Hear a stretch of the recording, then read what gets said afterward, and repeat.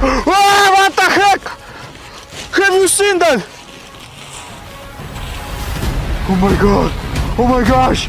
Wow.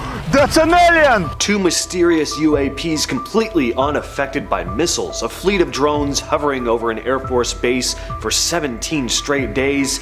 With the recent UAP hearing at Washington, D.C., UFOs are on everyone's minds. So these are secret military bases concealing alien evidence you won't believe. Now, it just wouldn't be right not to talk a bit about this recent congressional hearing on UAPs. Now, obviously, there was no physical evidence presented here, but there were some very interesting statements made by these men who are testifying under oath. As such, I appreciate the need to protect certain sensitive intelligence and military information. I consider my oath to protect secrets as sacred, and I will always put the safety of the American people first. The hearing, titled Unidentified Anomalous Phenomena, Exposing the Truth, took place just last week, and there were 4 key experts, each with their own claims about the US government's involvement with UAPs, or Unidentified Aerial Phenomena. Luis Elizondo, a former Pentagon official who ran a secret program studying UAPs, was on the panel.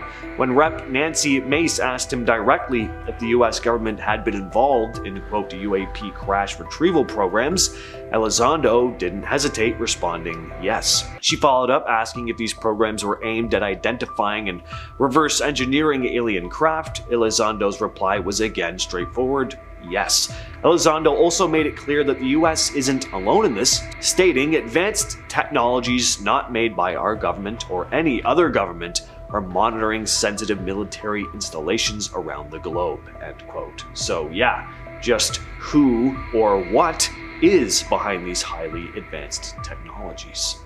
Deep in the Nevada desert, there's a mysterious site that many believe holds some of the biggest secrets the US government doesn't want you to know about. S4.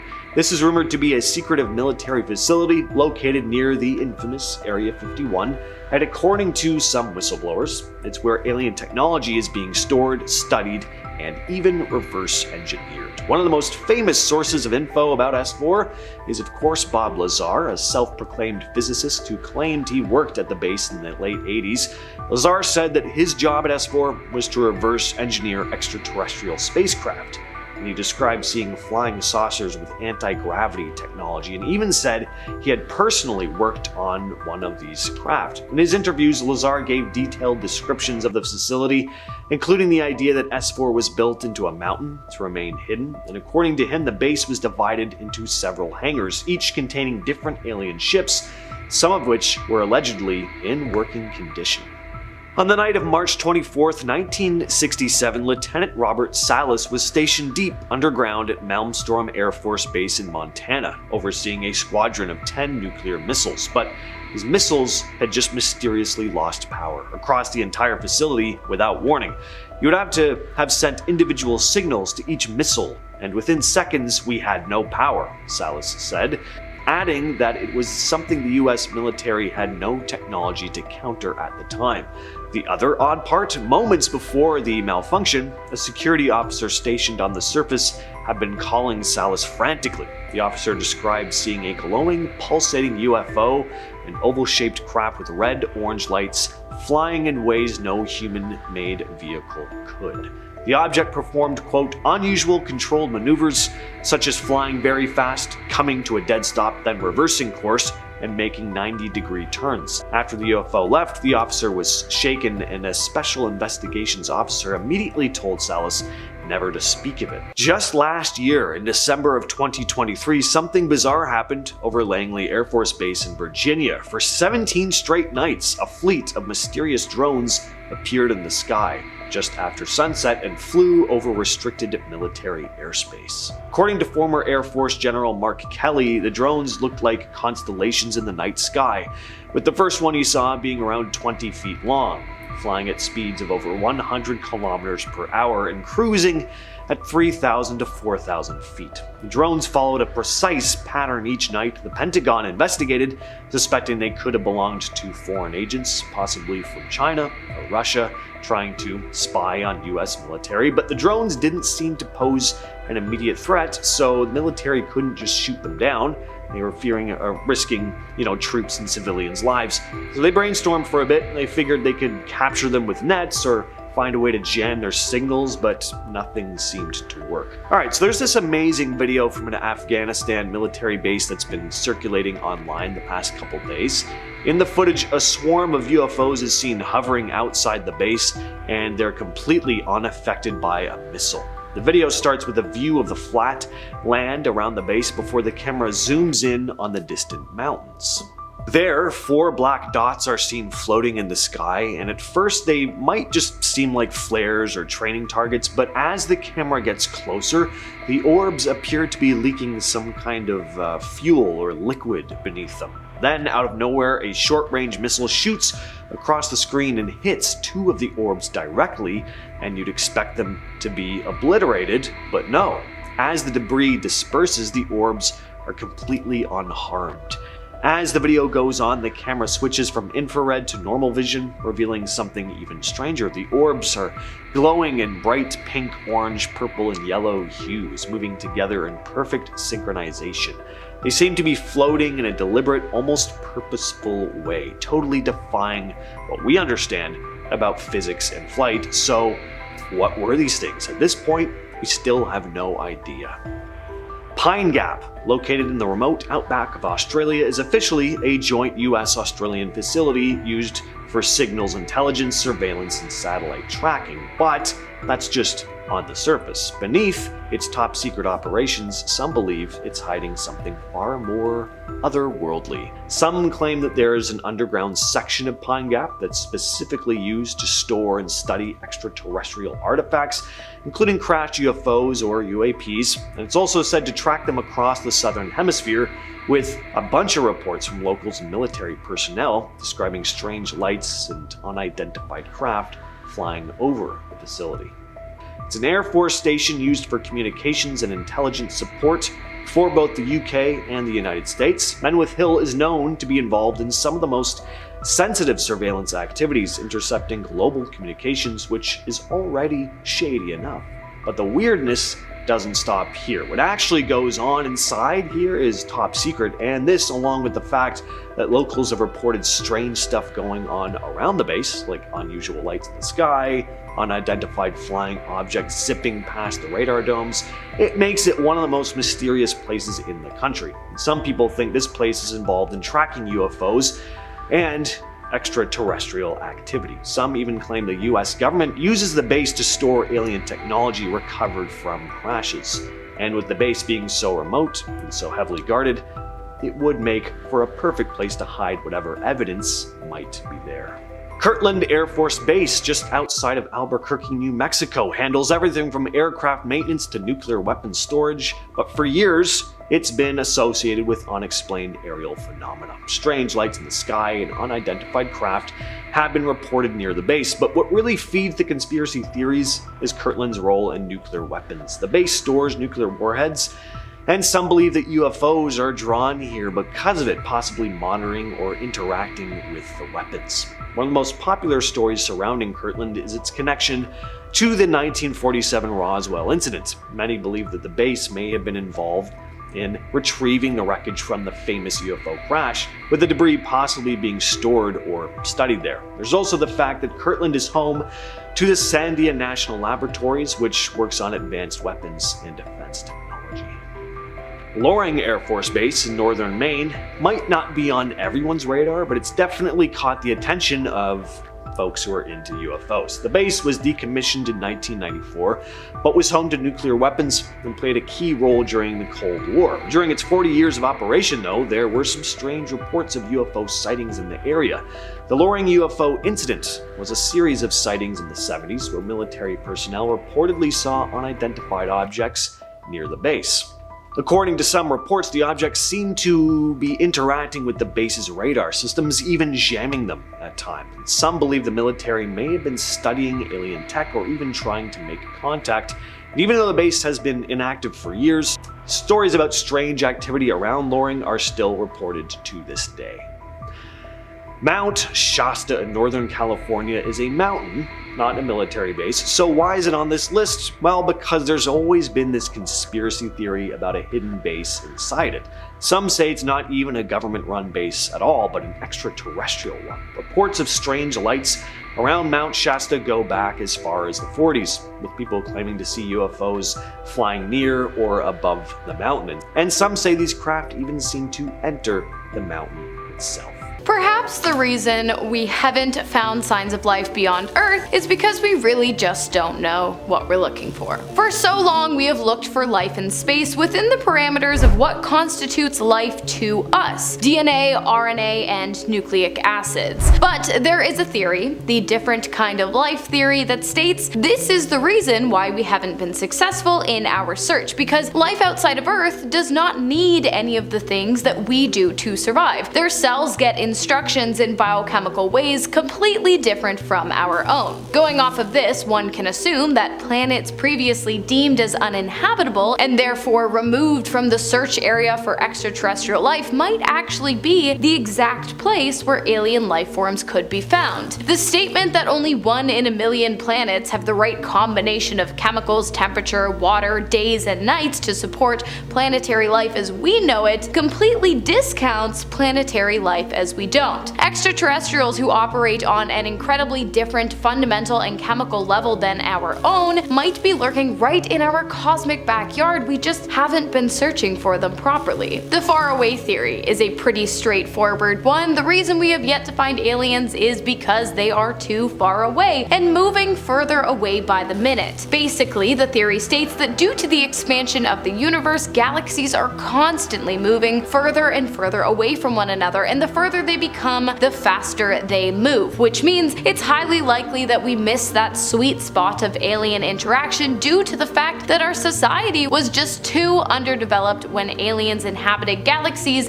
that were close enough to communicate with. Either that or humanity didn't miss it, but we did, because it already happened some 6,000 years ago, which would explain the pyramids and many ancient civilizations' fascinations with the stars. Either way, we're SOL for distance. But maybe we haven't found aliens yet because we haven't been communicating properly. Here's the thing. For the better half of a century, humanity has been leaking radio signals into space at such a rate that any intelligent life form within 100 light years of Earth would surely be able to pick up the signal. But as tech improves, these radio leaks reduce, and one day they might disappear altogether, and the Earth might fall back into radio silence. Perhaps the same is the case for other planets, and the reason we haven't been able to hear their radio signals and they haven't heard any of ours is simply because in the cosmic scope of time, the radio signals just don't last that long and our timing is off. In 1974, however, humanity did make a direct attempt at communicating with aliens by beaming an interstellar message out towards a globular cluster 25,000 light years away. The only problem is that for anyone to receive the message, they would have to be situated directly in the path of the beam. Not only that, but the message took less than 3 minutes to transit, meaning even if an intelligent extraterrestrial civilization was perfectly situated in the path, they would have had less than 3 minutes to detect the signal. While it seems unlikely, it is possible that in 1977 we got lucky enough to detect a beam coming from an advanced extraterrestrial civilization down to Earth. A momentary burst of energy known as the WOW signal swept across the planet, but we have not been able to figure out its origin or been able to detect it since we heard it the first time. In 2012, however, we did send back a response, but we have yet to hear back from whoever sent the wow signal. Perhaps, though, the reason we have yet to interact with intelligent life forms is because the universe has filtered them out, and one day it will filter us out too. Basically, what I'm saying is that humanity and all other life forms have an expiry date that is pre-wired into our experience and that prohibits us from ever reaching the point of extraterrestrial communications and other planetary colonizations. Why? I'm not sure, but I'm assuming it's to protect the universe somehow. I mean, let's think about it. Let's say right now is the perfect time for life to exist on Earth, and one day, long after we're gone, it will be the perfect time for life to exist on, say, Venus. If we had already found a way to migrate to Venus and subsequently developed it to our liking and then polluted it beyond repair, the life that was supposed to exist there after we had moved on to the next planet would have zero chance at survival. So maybe the expiration date encoded into each and every living being across the universe is to allow each and every being to have its moment in time to exist. Branching off of that theory, the Great Filter Theory, we have the self-destruction theory, which is similar but just a bit different because instead of the universe giving us an expiration date pre-coded into our existence, self-destruction theory states that life on every planet is destined to kill itself in order to protect the planet itself rather than the universe as a whole. Like I said, the theories are really similar, but one is a universal law and one is planetary preservation. Self-destruction theory comes from the Medea hypothesis, which is based off Medea from Greek mythology, who killed her offspring. Basically, our planet is Medea and we are the offspring. The very thing that gave us life is destined to kill us as we take away its own life force. An example of this is the Ice Ages, which those who follow the self-destruction theory would blame on an excess of plants, which absorbed an excess amount of CO2, which led to extreme global cooling, greatly damaging the integrity of life on Earth. Now we've come in. We've killed off a bunch of plants, we've warmed the Earth up, but we warmed it up too much, and we've killed off a bunch of other living things. And this, once again, has greatly damaged the integrity of life on Earth, meaning that at some point in time before we are able to achieve an intelligence level that allows us to communicate and commute to these aliens, something is bound to come in and kill off humanity. Do you see what I'm saying? Another theory, however, states that Earth is actually the birthplace of all life, all aliens. It's the incubation theory that, to put it quite simply, states that Earth is an incubation ground for all life in our universe, and that once a civilization reaches a point of high enough intelligence, they leave to colonize other planets. If this is true, it makes sense why aliens who have gone through the same process wouldn't want to interfere with our own. This is our chance to prove to the rest of the universe that we are not the runts of the litter, but that we have the capabilities to evolve into a species that can branch out into the universe on our own. The same way people who make documentaries about nature aren't supposed to step in when a lion tries to eat a gazelle, there is an unspoken rule that prohibits aliens from interfering with our development until we have reached that final stage. And then of course there is zoo theory, which is similar to incubation theory in that aliens have decided not to interfere with our existence, but different in that zoo theory does not follow the notion that all life in the universe began and evolved on Earth. What's neat, or perhaps terrifying, about zoo theory is that it covers the idea that while we have not yet been able to observe extraterrestrial life forms ourselves, they have certainly been able to observe us, and they've been doing it for centuries. If this really is the case, I wonder if Earth is the entire zoo, or just one of many exhibits in a giant cosmic roadside attraction called the Milky Way. It's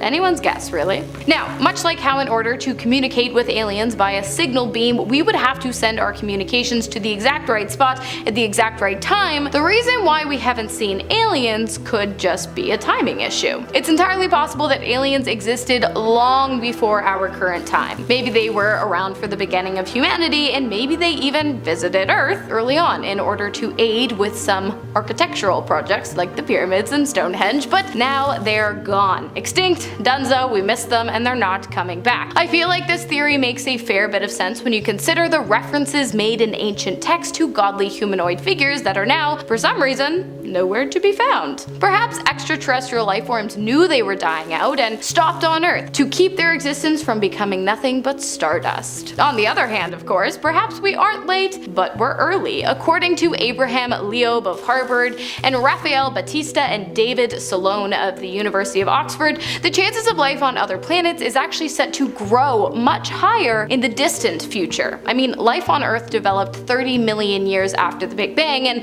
it's still in the early stages. So who's to say that in another 1, 2, 3, 4, 5, 10, 20 million years, the galaxy won't be teeming with various intelligent life forms spread out across the cosmos? I mean, it makes sense, but so do the rest of these theories. Anyways, the likelihood of us being alone in this universe is slim, but the likelihood that we are lone intelligent beings in this universe, because the rest of life is still in single-celled stage 1, is much more probable. The dark forest hypothesis is another possible reason for our lack of alien communication. Basically, the hypothesis states that the reason we have not yet crossed paths with any other life form is due to a drive towards self-preservation and a fear of being destroyed by another hostile, undetected civilization. I mean, to be fair, if I were part of a peaceful, albeit guarded, civilization making my way through the cosmos, and I stumbled upon humanity, I would 100% be absolutely terrified. We're scary, there's no denying it. Don't even try. And what if there is another civilization out there even scarier than us? I don't want us to be looking in the wrong cosmic corner one day and accidentally run into our doom. Like, you wouldn't go looking into the corners of a dark forest to figure out what's lurking there that could possibly kill you, so why are we doing it in our universe? Furthermore, it's likely that out of this sphere, extraterrestrial species are not only not looking for us, but also actively working against being found. But then again, on the other hand, maybe aliens don't exist and we really are alone, floating through the vastness of space, inching closer and closer to our impending doom that will one day come in the form of a massive quasar swallowing our galaxy whole. Who knows? They're aliens. It looks like it. We got some really interesting, relatively new information for you, at least in the last month, and some older stuff as well. Yeah, no, it's pretty neat. Let's go ahead and prove the existence of aliens and their presence on Earth. Starting off our list today with probably the most obvious evidence of extraterrestrial beings having landed on Earth and sharing with us their infinite wisdom. The pyramids, obviously. I mean, have you seen those things? Not only are they impressive size-wise, they're also mathematical marvels. I mean, how the hell could ancient civilizations have created a pyramid, the Great Pyramid of Giza, aligned with true north within 3/60ths of a degree, making it one of the most accurately aligned structures on the planet that encodes its own latitude and longitude, with the base perimeter equal to 1/2 of its latitude. Not only that, but the pyramids of Giza's plateau are positioned to represent and align with the constellation Orion's belt. There are many other coincidences, like the pyramids being in line with Stonehenge and the connection between the information found in both the Egyptian and Mayan pyramids, along with the fact that all around the world they all look generally the same, despite being across oceans from one another. I'm just saying, to build all of the ancient pyramids now would be incredibly difficult, and without electricity, motor vehicles, and communication with fellow builders to confirm building shapes, sizes, and purpose, as well as what is written within them, I feel like it's impossible that we could achieve now what they did back then, probably because back then they had some help from some pretty smart extraterrestrial beings. I'm talking about aliens. So back in 2017, a number of strange mummies were uncovered in a cave in Peru. Now these are not those small doll-like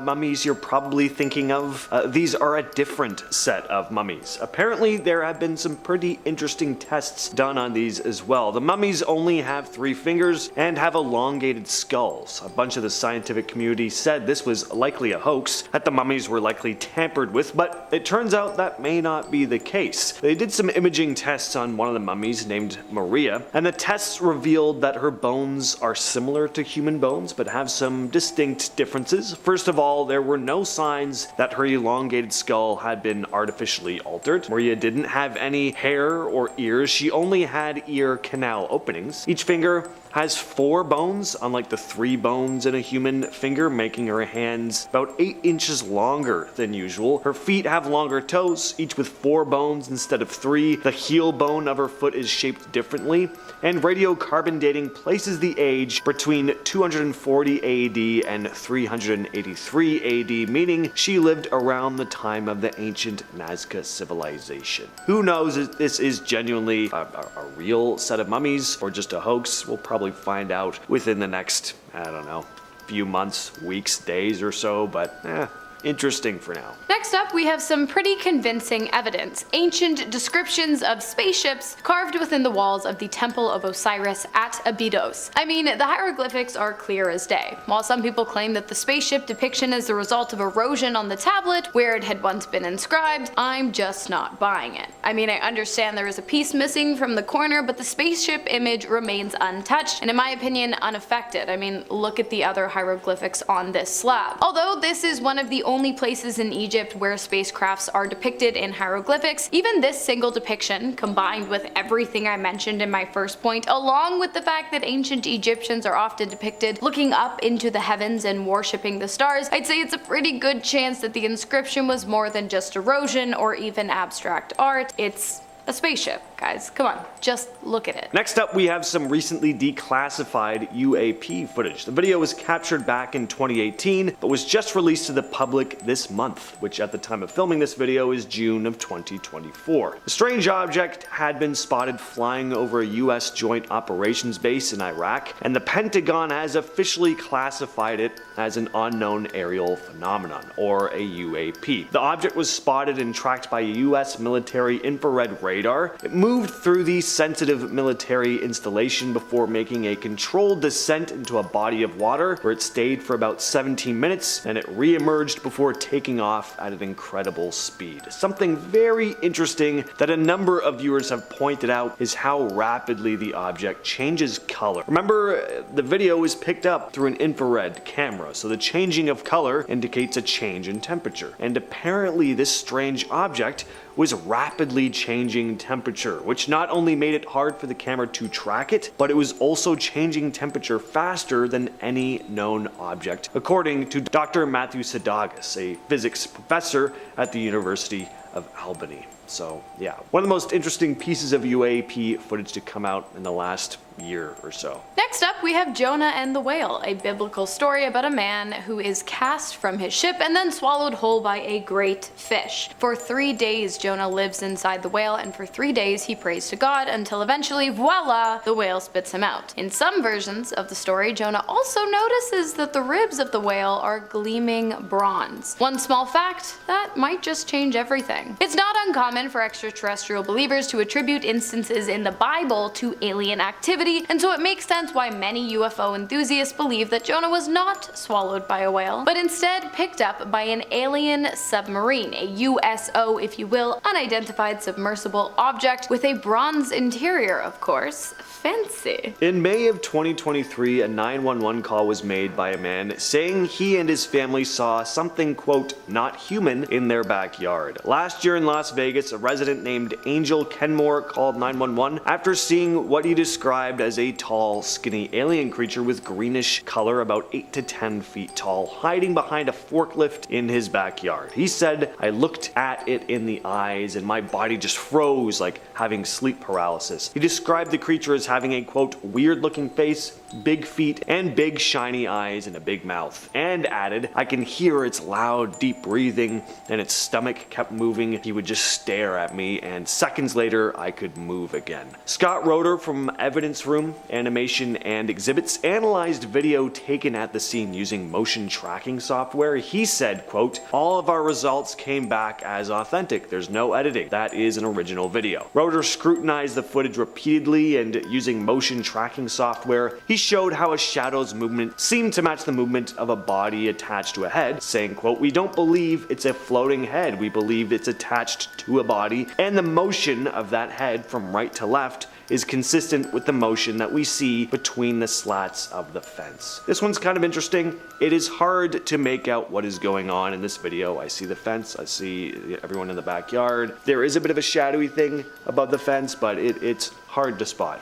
Anyway, interesting story, and the police do say it doesn't seem like the family's doing a hoax. Next up, we have Pakal the Great's tomb, located inside of a highly advanced pyramid in Mexico, halfway across the world from the Great Pyramid of Giza in Egypt, and intricately adorned with inscriptions that appear to depict a highly advanced space rocket. When Pakal the Great passed, he was placed inside a coffin, which was placed inside of a tomb, which was built inside of a temple. Also inside the temple, as I previously mentioned, inscriptions, many inscriptions, but one in particular that I want to focus on, this one. Yes, the one that appears to show Pakal the Great himself sitting in the driver's seat of some kind of highly advanced rocket ship with dials and gears and perhaps even weaponry, suggesting not only alien presence but also discourse among the extraterrestrial races as well. Which also begs the question, did Pakal really die, or is his tomb a monument to his bravery for joining some kind of space war? I mean, I know they found bones in his supposed coffin, but like, those could be anyone's. Retired Army Colonel Carl Nell just came out with a very interesting statement, saying that non-human intelligence not only exists, but has been interacting with humanity for a long time. He shared this during a live chat at the Salt Eye Connections conference, which focuses on innovative ideas in finance and geopolitics. Now, at one time, Nell was the head of the Pentagon's UFO/UAP task force, and says that the government has been withholding top secret information on aliens. According to Nell, the term non-human intelligence is used by officials to describe potential alien life. The Pentagon has, of course, denied these allegations. When asked why the government would keep all this stuff secret, Nell basically explained that the government just doesn't have much of a plan in place to deal with them right now, and that they don't want to cause any panic, which definitely makes some sense. But hey, what do you guys think of this one though? Interesting? Just some kind of distraction? Who knows? Leave your thoughts down in the comments. You want to know what makes me quite confident that my subtle belief in aliens having already touched down on Earth might just be 100% correct? Harvard scientists backing my claims. Yep, that's right, here's some new evidence for you. Aliens have visited Earth because Harvard said so. Yep, Harvard, one of the top universities in the world, has academics running around holding press conferences and saying that not only is it likely that aliens exist and have been here before, but that they are probably still here, living either among us, below us, or even on the moon. The claim comes from a hypothesis pertaining to a study called the cryptoterrestrial hypothesis, a case for scientific openness to a concealed earthly explanation for unidentified anomalous phenomenon. That's a mouthful. And the hypothesis itself provided 4 possible explanations for anomalous activity. 1 is an extraterrestrial explanation, i.e. aliens. 3, an unconventional terrestrial explanation, i.e. unconventional explanations that still don't involve aliens. And 4, the cryptoterrestrial hypothesis, the result of either aliens or a subspecies of humans that evolved separately from us to be far more advanced, living among us on Earth. It sounds pretty out there, but it's also Harvard University academics who wrote the paper, so who am I to judge? And who are you to judge me? It's Harvard.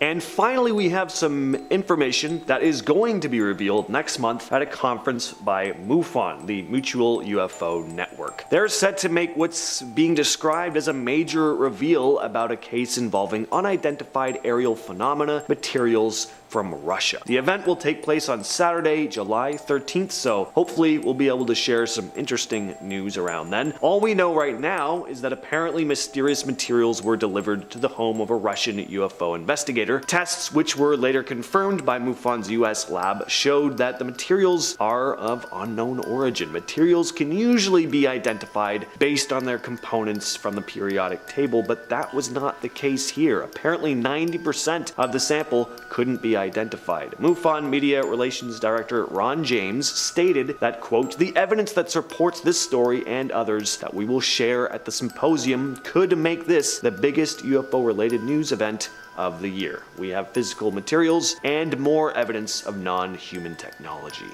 So, something to look forward to. Project Serpo, a secret government exchange program with extraterrestrial beings. Did astronauts visit a distant planet and interact with alien beings? And are they still in cahoots with the government to this day? A top secret exchange program between the United States government and planet Serpo, located in the Zeta Reticuli star system, aka the planet of the short grays. The project was allegedly created under the administration of President John F. Kennedy after the US government saved the life of an alien, EVA-1, who crash-landed on Earth back in 1947. Entirely grateful and forever indebted to humanity, the alien began working with the US government and teaching them about his home planet, Serpo. When EVA-1 died, he left behind communications technology which the government then used to eventually get into contact with other Serpo natives. That is when the government made arrangements to send 12 specially trained astronauts to planet Serpo so that they may learn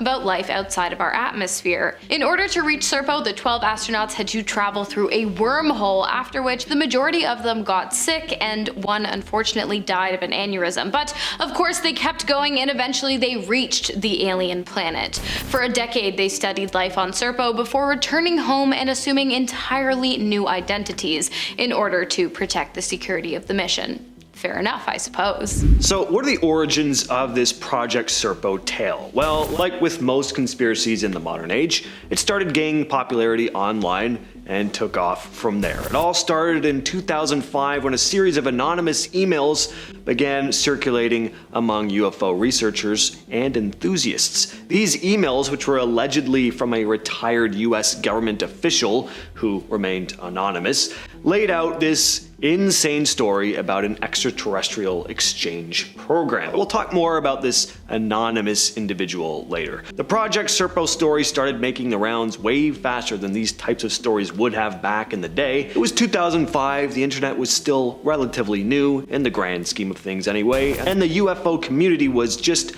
hungry for new sensational stories. And this one, it's pretty much the definition of sensational. Remember that alien that I mentioned, EVA-1, that crash-landed to Earth in 1947? Yeah, well that was actually the Roswell incident of 1947, and also the first time the US government supposedly made contact with aliens. As many of you are probably already aware, in 1947 an unidentified object crash-landed on some farmland in Roswell, New Mexico. When Area 51 was alerted of the incident, they rushed to the scene, collected the object, and released a statement saying that what had come spiraling down to Earth a few nights prior was nothing more than a weather balloon. But then they sent the object out to another base for testing, and another, and another. Why? Well, because it wasn't actually a weather balloon. It was an alien spacecraft containing 6 aliens, 5 of which had died in the crash, and one of which came to be known as Extraterrestrial Biological Entity Number 1, or EVA-1. EVA-1 was taken to the Air Force facility in Los Alamos, where he stayed until his death in 1952. During this time, he learned to communicate with the military and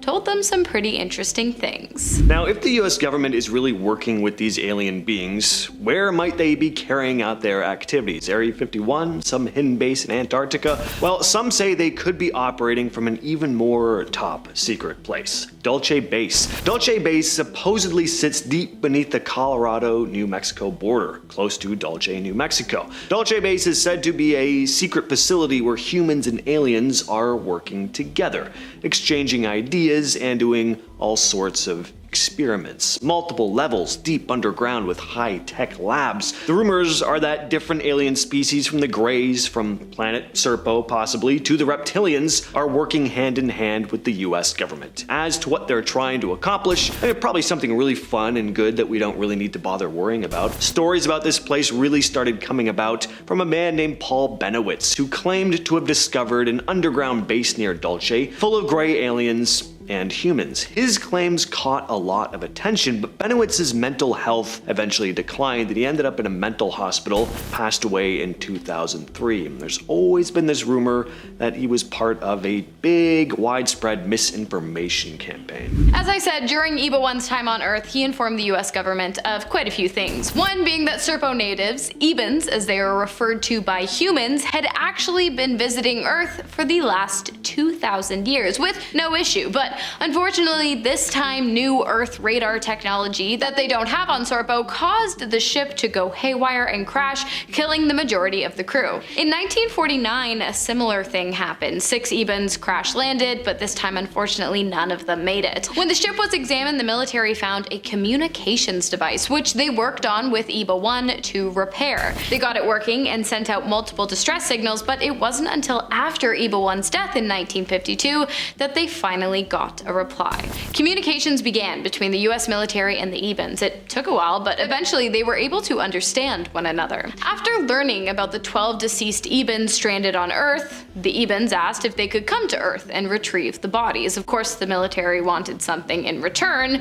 so they came up with the exchange program. The military wanted tech, but the Ebens said, no, you're not ready for our tech. And so they proposed something else. In exchange for the bodies of their deceased, 12 astronauts could spend a decade on planet Serpo. Furthermore, an Eben would stay on Earth to assist the military. In 1964, the Ebens landed on Earth once again to retrieve the bodies, and Project Serpo, aka Project Crystal Knight, as it has also been called, commenced. The star system where these aliens are supposedly from has been at the center of some of the most famous alien abduction stories in history, including the Barney and Betty Hill abduction. Were these beings from Serpo, Ebens, or Greys, as they're typically called, responsible for abductions like this? The Barney and Betty Hill case is pretty interesting. In September of 1961, this American couple was driving through rural New Hampshire at night when they noticed strange lights in the sky that seemed to be tracking their car's movements. Barney decided to stop the car to get out and have a look, and what he allegedly saw were humanoid figures peering out from a hovering craft. The Hills peeled off as fast as they could, but they later realized they'd lost a pretty hefty chunk of time that they just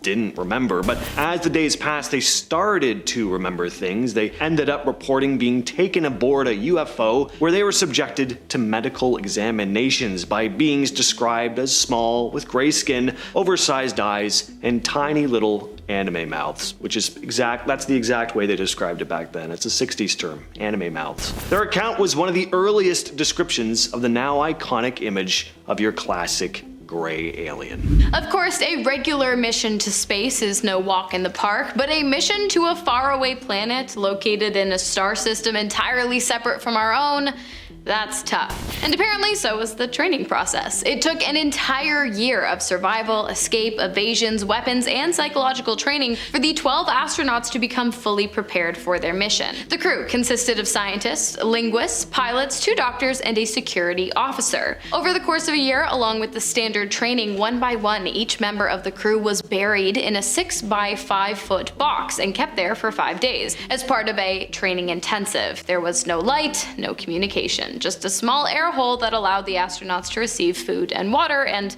not suffocate to death. It was tough, but they all passed, and the pilots even went on to learn how to operate alien spacecrafts. When it came time to take off, the 12 astronauts, along with 40 tons of gear, which included 10 motorcycles and 3 jeeps, were loaded into the spacecraft using anti-gravity technology, and 1 Eben came along to assist in their journey. When the ship was all boarded, each astronaut went to their own individual pod and settled in for the long journey ahead. All right, before we get to what they saw on that journey, let's have a little bit of fun here and talk about something that comes up more than you'd probably think when Project Serpo or just interactions between aliens and humans is discussed. Hybrids. Yeah, aliens creating human-alien hybrids, either through experimentation or, God forbid, actually getting it on. This kind of thing always feels like it's going down the same rabbit hole that creepy online fan fiction does, where it's like, I'm gonna write about my fantasy of Alf impregnating Willie Tanner. I don't know. I'm not trying to shame, live your lives, but the concept of humans and aliens breeding with each other always feels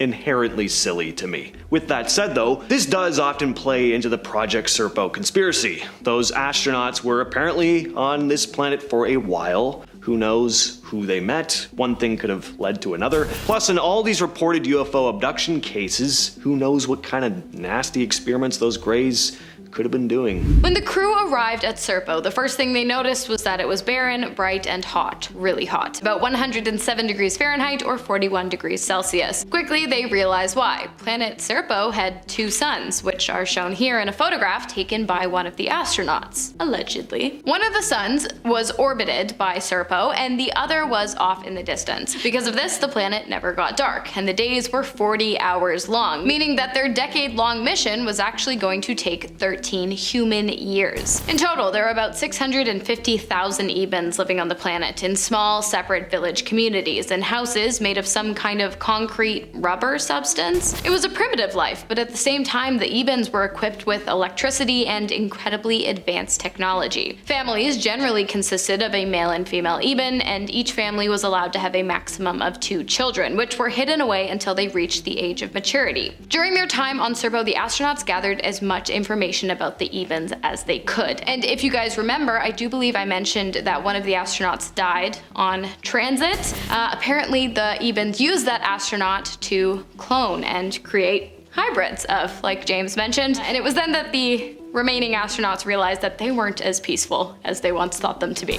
When it came time to return home, for some reason, 2 of the astronauts actually decided to stay, and then 2 more astronauts died on the way back to Earth. The surviving astronauts were given a large sum of money and an entirely new identity. That's great and all, but many of them were suffering from radiation poisoning due to the 2 suns and died soon after their return to Earth. One of the most avid supporters of the Project Serpo conspiracy is a man named Richard Doty, who we can't really talk about Serpo without talking about this guy. See, Richard Doty has made some pretty outlandish claims, so outlandish that there's a whole other conspiracy that spawned around him and other government officials like him. Supposedly, Doty was the man behind those anonymous emails I talked about earlier. Richard Doty is a retired special agent who used to work for AFOSI, the United States Air Force Office of Special Investigation. But a lot of people think he wasn't actually investigating UFOs, but that he was part of a team spreading misinformation intentionally, basically muddying the waters and leaking supposedly secret info about the government's exchange program with alien beings in order to confuse the public, making it hard for us to tell what's real or not. Of course, the purpose behind the misinformation is, of course, to distract everyone from the actual nefarious things the government is up to. I mean, who doesn't get excited about aliens, right? I'm sure we'd all rather believe that the worst thing the government is doing is working with extraterrestrials instead of them doing some shady stuff at our own expense. Could there be some genuine truth about the planet Serpo thing? I mean, sure, maybe, but you know, just something to keep in mind with stuff like this. Seems like aliens really like certain parts of the world, and one of them just happens to be Ohio. Hello everyone, and welcome back to our channel. I'm your host Emily, and today we're counting down our list of the top 10 unsettling signs of UFOs found in Ohio. If you're from Ohio, prepare to be amazed. Number 10. Recent sighting. Middletown was shaken by an extraordinary event last month as residents reported witnessing a display of rotating green lights hovering above them. The inexplicable sighting, which occurred around 10:30 p.m., left many in awe and pondering the possibility of extraterrestrial activity. One individual, Caden Little, managed to capture the event on video while on Jerry Couch Boulevard. Caden described his initial reaction as a mix of fear and fascination, exclaiming, "I instantly thought like we're under attack by aliens. It was scary." Fortunately, the lights abruptly disappeared without any hostile action, providing some relief. Eyewitnesses, including Bryce Garrick, observed the lights rotating in a clockwise motion before swiftly darting across the sky and vanishing. The bewildering speed at which the lights maneuvered ruled out the possibility of drones, according to Brian Simpson, president of the Cincinnati Astronomical Society. So what was it? Who knows, but my bet is aliens. Number 9. The coin incident. At 7:30 p.m. on October 18, 1973, American Airlines Flight 21 encountered a UFO near Mansfield, Ohio, and reported it. This would be the first of dozens of sightings reported in the area that night. However, the most astonishing one took place 3 hours later and became known as the coin incident. Sometime after 10:30 p.m., an Army Reserve helicopter piloted by Captain Lawrence Coyne and a crew of 3 men was flying from Columbus to Cleveland when, somewhere around Mansfield, they noticed a red light on the horizon. They then realized that the object was heading straight for them at a high rate of speed. Coyne quickly descended to avoid collision, but as the men were preparing for impact, the object came to a halt in front of them and projected a green, pyramid-shaped beam over the helicopter. At the same time this was happening, the men reported the helicopter being pulled up and towards the UFO. However, it then let go and darted out of sight. The incident lasted 5 minutes. The men described described a gray metallic-looking dome-shaped object with a red light on one end and white light on the other. Now, interestingly, after the incident, according to one crew member, the helicopter never worked right again. Now, this whole incident was seen from the ground by a mother and her 2 children who pulled their car over to watch what was going on. They reported seeing the helicopter chasing an object that they said looked like limp, pear-shaped, and as big as a school bus. Number 8. Earliest photographs. A photo taken in St. Paris, Champaign County in 1932 is considered one of the earliest possible photographs of a UFO ever recorded. It shows George Sutton, a local resident, and what appears to be a classic UFO-shaped object over his left shoulder. Skeptics say the object is simply a street lamp, but according to the folklore that surrounds this image, there were no electric streetlights along this road in 1932, nor are any wires or poles visible in the image. Now, this photo is intriguing because it predates the flying saucer craze of the late 1940s and 50s. It was taken before the alleged Roswell UFO crash in 1947, and it was 6 years prior to the broadcast of the War of the Worlds in 1938, when some people believed aliens were attacking Earth. In other words, the person who took this photograph either captured a street lamp, a real UFO, or was way ahead of the curve in terms of pulling off a good hoax. But I'd like to think it's a real UFO. Number 7. The Carnival. As a way to raise money, Father Gregory Miller decided to host a carnival in August of 1949. The church sought help from Sergeant Donald R. Berger, and on the first night of the carnival, sometime after 8 p.m., he was operating the searchlight when it came upon a massive object in the sky. His log states the object was stationary, appearing as a glowing disc. When I moved the searchlight away, the disc continued to glow. He estimated the object to be around 25,000 feet high and reported that the sky was clear with a thin haze at altitude. More than 100 people saw the object that night, including Father Miller. Maybe nothing more would have come from this incident, but the next day, local newspapers carried stories about strange lights being reported all over Cincinnati, not just at the carnival. At least 3 major newspapers in the area ran stories about the sightings, so it definitely was something. Number 6. 86-mile police chase. In Portage Country in 1966, law enforcement officers from several jurisdictions either witnessed or chased a UFO for 86 miles into Pennsylvania. The incident is considered one of the most thoroughly documented UFO cases on record. Portage County Sheriff Deputy Dale Spar and Second Deputy named Wilbur Neff came upon the UFO around 5:30 a.m. on April 17th. They were investigating an abandoned vehicle and they heard a humming or buzzing noise behind them, and they turned to see a UFO hovering just above a nearby tree line. A bright cone-shaped light came from beneath the object, illuminating the ground. They called into dispatch, which told them to keep an eye on the object. Just then, the object began to quickly move away. The two decided to give chase, and near the state line, a local police officer saw the object, followed by Spar and Neff chasing it. He decided to join in on the action. However, a short time later, just as the sun was rising, Spar began to run out of gas, so he and Neff and the local police officer pulled into a gas station, where they watched the object ascend several thousand feet into the sky and then straight into outer space, and, well, that was that. Number 5. October 11th, 1973. October 11th was quite the night for Ohio residents, as there were many UFOs spotted. In Dayton, at least 15 sightings were reported. Many witnesses reported seeing objects covered with red, green, and blue lights hovering over treetops in the area. A Montgomery County Sheriff's deputy reported seeing an oblong object covered with lights that appeared stationary in the sky at treetop level for several minutes until he tried to shine his cruiser's spotlight on it. It then zoomed towards him and then shot straight up in the sky. Then in Troy, according to an article in the Columbus Dispatch from October 12, 1973, titled UFO Reports Proceed Boom, on October 11th, Troy patrolman Early Thomas and about 100 Troy residents said they watched a hovering red, green, and white object move across the southeastern sky. Now, just to note, this happens to be the direction of Wright-Patterson. About 15 minutes later, law enforcement agencies in Miami, Champaign, and Logan counties received hundreds of telephone calls after a sonic boom was heard. They received more calls when a second sonic boom was heard just after midnight, and it seems like the aliens had something special planned for that day to me.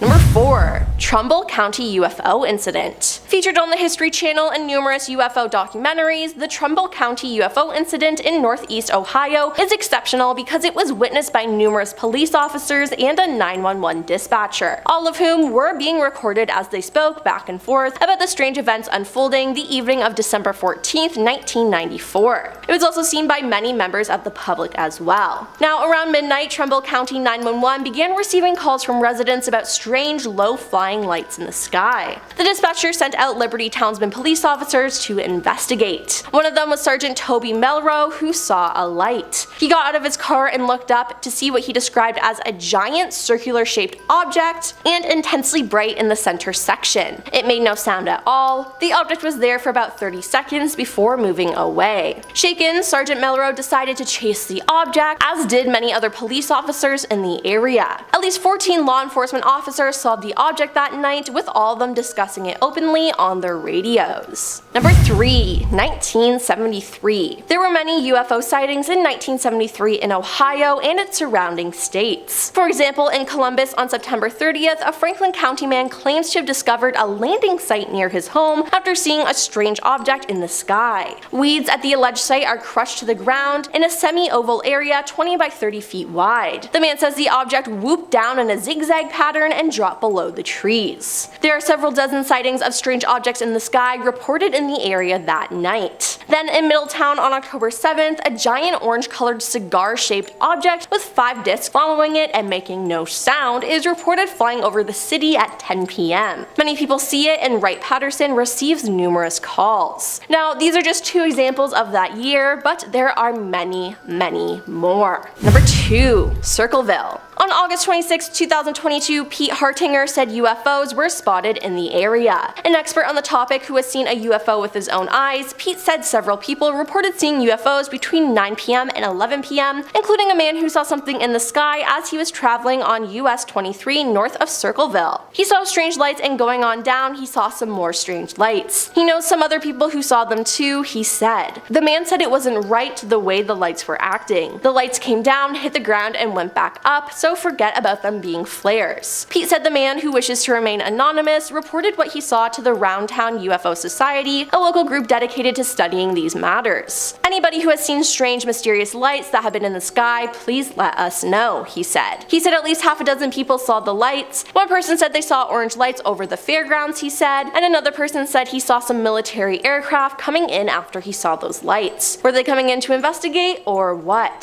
Since 1947, there have been several sightings of UFOs in the Circleville area, which is strange. And coming in at number 1 is Ohio is a beacon. According to the Mutual UFO Network of Ohio, MUFON, the state ranks among the top 10 states in UFO reports. Thomas Wortman with the MUFON said, "It's all sorts of things we get. We get the individual who is out walking their dog at night who reports seeing unusual lights that they just can't explain. They see the lights for a few seconds or minutes and they just want an answer." Now, the majority of these reports come from Northeast Ohio, and Thomas says about 80% of what comes in the agency can be explained, but about 20% and up being classified as UFOs. Now, if you're waiting for the government to admit that aliens do exist, don't hold your breath, because the Time reports that the Pentagon isn't going to say that. But my question is, what is so special about Ohio? In 1991, a UFO sighting during a solar eclipse captivated Mexico City with multiple videos of a mysterious disc-shaped object. And in 2015, a strange beetle-like thing caught on camera left more questions than answers. Here's my question: why is Mexico such a hotbed for UFO sightings? These are unexplained signs of alien life scientists discovered in Mexico.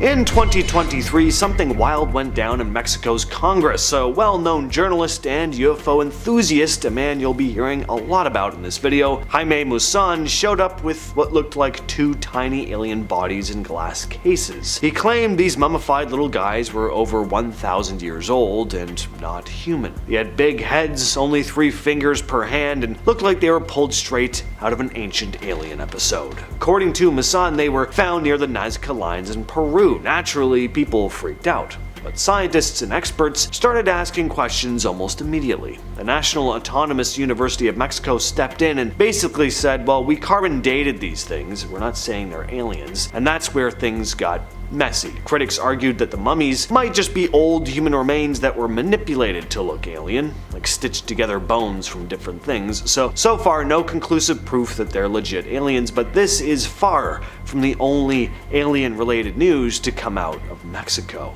In July of 1991, Mexico City was home to one of the most talked about UFO sightings in Latin America. During a solar eclipse, people across the city were filming the sky, but some of these recordings showed more than just the moon passing in front of the sun.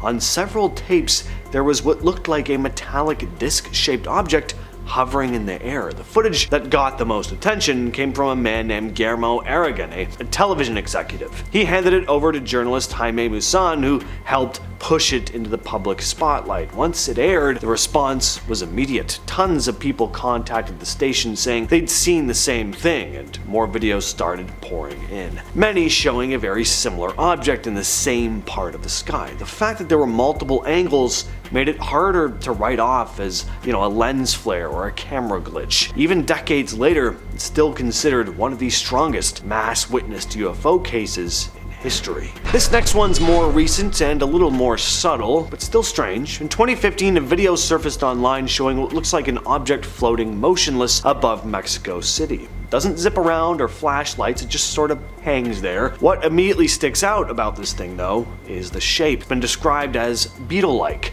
Not quite saucer-shaped, not a balloon either, definitely not the usual aircraft silhouette. The video was picked up by Scott Waring, a UFO blogger and self-proclaimed researcher who's known for analyzing sightings from around the world. He posted it on his YouTube channel and said the shape and movement, or, lack thereof, caught his attention. Of course, drones were already pretty common by 2015, so some viewers said that's probably what it was, but there is something about how it floats. It's kind of heavy looking, but still, makes it hard to explain away so easily. Before the so-called alien mummies were wheeled into Mexico's Congress in 2023, they'd also made headlines 6 years earlier. In 2017, Jaime Maussan and a team of researchers presented similar-looking mummified bodies found near Peru's Nazca lines. These specimens had the same elongated skulls, 3 fingers on each hand, and a skeletal structure that didn't quite match up with any known human remains, or so the claim went. Now, at first glance, it was the kind of thing that grabs attention. Strange-looking figures, supposedly ancient, and of course associated with the mystery of the Nazca lines, an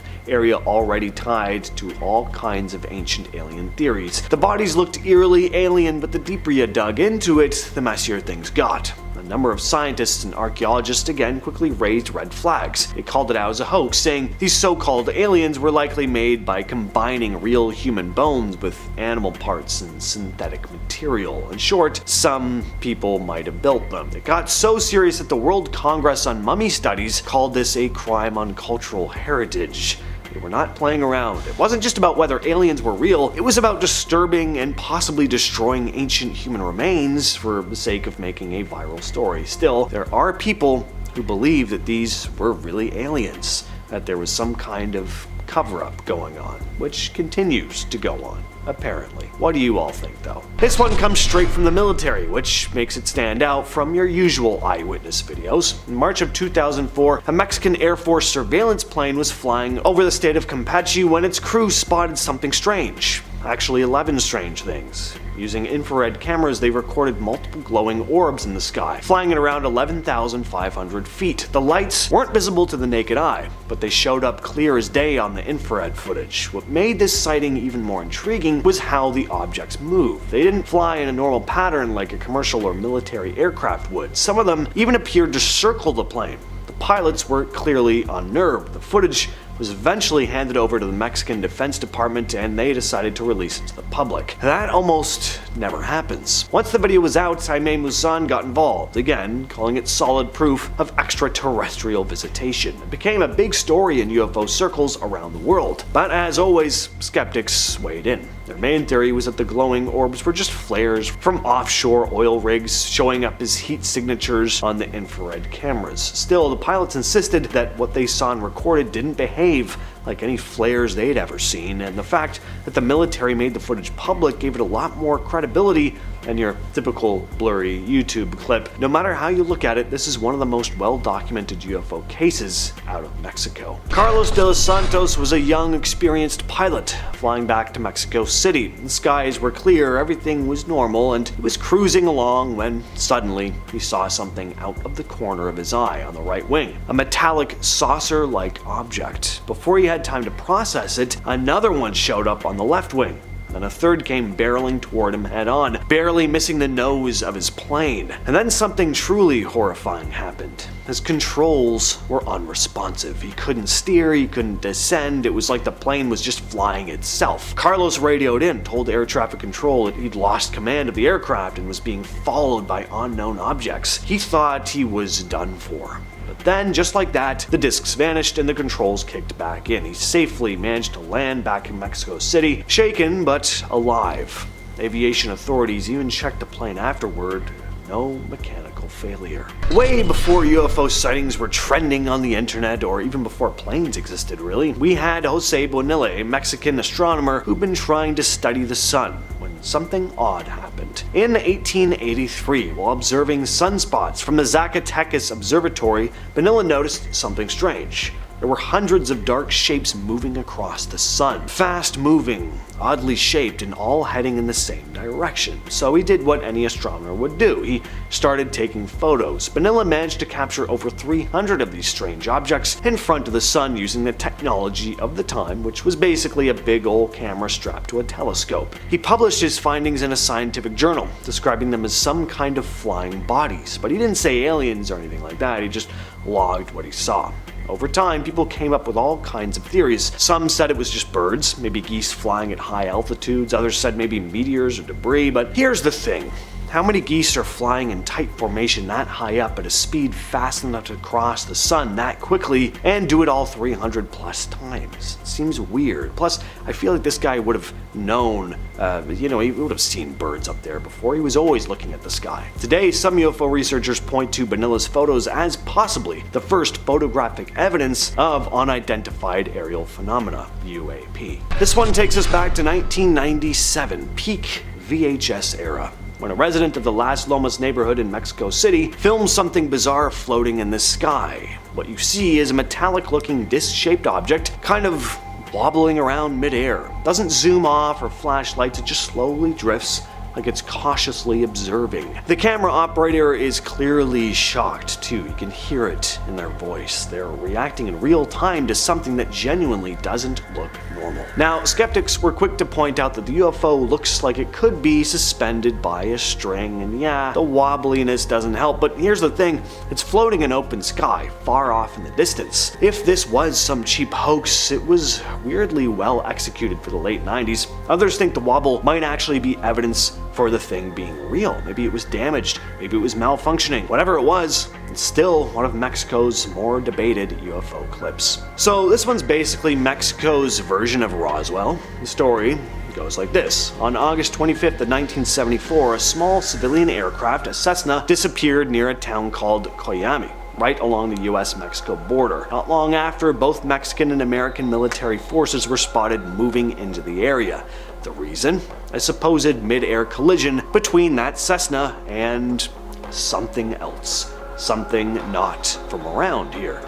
According to different reports and whistleblower-style retellings, the Mexican military was first on the scene. They located 2 crash sites, one for the plane and one for the unknown object. Eerily, the recovery team that got to the UFO was later found dead, with no obvious injuries. The bodies were said to be removed by a convoy that mysteriously disappeared, possibly intercepted by American forces who crossed the border and took everything, including the craft. Of course, that's the wild version. The official story is that the Cessna was part of a smuggling operation and just simply went down, but some think there's just way too much smoke here for there not to be fire. Military convoys, radio silence, surveillance planes. Something weird happened out in the desert that night, and if the US did swoop in and grab the wreckage, well, it wouldn't be the first time. At number 1, we've got a UFO hotbed that's been capturing people's attention for decades. Popocatépetl, one of Mexico's most active volcanoes. It's a bit of an anomaly when it comes to UFO sightings. sightings. This towering mountain, standing at over 17,000 feet, sits in a seismic and volcanic zone, which has some thinking that maybe earthquakes and eruptions might attract UFOs. Maybe the atmosphere around the volcano creates these strange, unpredictable phenomena that seem out of place, and maybe aliens are just curious about what's happening down below. Either way, there's no shortage of sightings here. Witnesses have described seeing strange objects, sometimes appearing near the summit, and it's not just a couple of isolated reports. There are multiple photographs showing strange lights or craft in the area. And sure, some of these sightings might just be planes, drones, or natural stuff, but others remain totally unexplained. If you can believe it. There are alien sightings and encounters that are more believable than Roswell. Yeah, that's a pretty crazy take. We found some good ones here for you. We did. Check it out. We're gonna start off the list with a pretty insane news story that didn't really make the rounds over here, which is surprising because this is absolutely nuts. So last year, residents of a small isolated village in Peru claimed to have been attacked in the night by 7-foot-tall alien beings with glowing yellow eyes. They also had dark hoods and wore armor. They looked a bit like Green Goblin from Spider-Man. At one point, one of the beings even tried to kidnap a young woman of the village. And these attacks happened repeatedly, to the point where many villagers said they were living in fear. A number of residents claimed to have fired at the creatures, but they didn't go down. They could also fly. This was all over South American news. The Peruvian military was even called in to do night patrols. So what the hell was going on here? Well, the media has now come out saying that the attacks weren't aliens, but they were just illegal miners dressed as aliens trying to scare the villagers off. But how does that explain them being seemingly immune to bullets or flying? Carlos Castro Quintanilla, the prosecutor investigating the case, believes that the miners must have been using state-of-the-art technology that allowed them to fly. What does he think these illegal miners, what do they somehow have access to jetpacks? I don't know. I'm not buying that. I'm on the fence about this one. It could be illegal miners. Maybe they had bulletproof vests, but the jetpack thing, I've seen real life jetpacks and they are clunky messes. They're just, first of all, no one has access to those things. And even like flying them around, it's just, it's not a smooth kind of thing. We don't have jetpacks, all right? Plus, I think these villagers are smart enough to know the difference between people in masks and awful jetpacks and alien beings. I don't know. A whole bunch of these villagers all said they saw this, so it's interesting. Next up, we have the Battle of Los Angeles, or the Great Los Angeles Air Raid, which took place on February 23rd of 1942, just 2 months after the attack on Pearl Harbor. That night, all of Los Angeles went under blackout as directed by the US military, meaning all lights were off. And while the lights on the ground had been turned off, the sky above was lit up by a myriad of strange, unidentified flying objects. The military opened fire, and onlookers were absolutely stunned as 1,400 rounds of ammunition fired up into the sky appeared to have no effect on the UFO or UFOs. Smoke filled the sky, and when it cleared, not a single craft was to be found, in the sky or on the ground. Shrapnel that appeared to have ricocheted off of the target resulted in the death of 5 civilians. 3 more were killed in car accidents due to the chaos of the event, and 2 more of heart attacks due to the stress of the 2-hour-long attack. To this day, it is unknown what objects filled the sky of Los Angeles that night. The event went down in history as one of the largest UFO sightings to date. We really don't know what happened, but if you have any theories, feel free to let us know in the comments. Next on the list, we have the Shag Harbor incident. At 11:20 p.m. on October 4th, 1967, multiple witnesses in Nova Scotia watched as a mysterious object crashed into the waters of Shag Harbor. But let's backtrack a little and go over some of the other sightings from that night leading up to this. It all began with Air Canada Flight 305, where First Officer Robert Ralph alerted Captain Pierre Charbonneau to a strange object outside the aircraft over Sherbrooke in Saint Jean, Quebec. It was described as a brightly lit rectangular object with with smaller lights trailing it. Meanwhile, Daryl Dory and his family in Mahone Bay saw a large object in the sky. Captain Leo Howard Mercy, a fisherman, witnessed stationary blips on his radar. He, along with his crew, then looked up to see 4 bright objects in a rectangular formation in the sky. News stations were also being flooded with numerous other people reporting glowing objects over Halifax. And then we have the crash. A ton of residents reported hearing a whoosh, followed by a loud bang, and at least 11 people reported seeing a low-flying object crash into the water of Shag Harbor. I'm sure you hear a lot of banging sounds around Shag Harbor. Terrible joke. Witnesses watched as an object with glowing lights floated in the water. It was just kind of like floating there. The RCMP was then called in, who then contacted the Rescue Coordination Center, but before they could arrive, the object started to sink into the water. The Coast Guard was called in, as well as the military. No debris or survivors were found, and according to the Rescue Coordination Center in Halifax, all commercial, private, and military aircraft, they were all accounted for along the eastern seaboard. Whatever this object was, it's never been identified, and it has been officially designated as an unidentified flying object. Next on our list today, we have the North Yorkshire, England event, which took place in 1952. Reports of a bright silver disc-shaped object the size of a large bus hovering in the sky began spreading across the country. The aircraft was witnessed by people from many different towns, as well as Royal Air Force pilots. In the days that followed, more similar objects were spotted in the skies above the county. People described the aircrafts as being even larger than the one in the first sighting, and described their maneuvers as being impossible for any known aircraft at the time. The events went on for many days and had hundreds of witnesses. Some even used radar technology to track the unknown craft, but no one was able to figure out its origin. Speculation of the UFO being an alien spaceship quickly took off, with others believing that the spherical ships belonged to the government and that they had been deployed into the sky for some kind of super secret military operation. Well, here's the thing.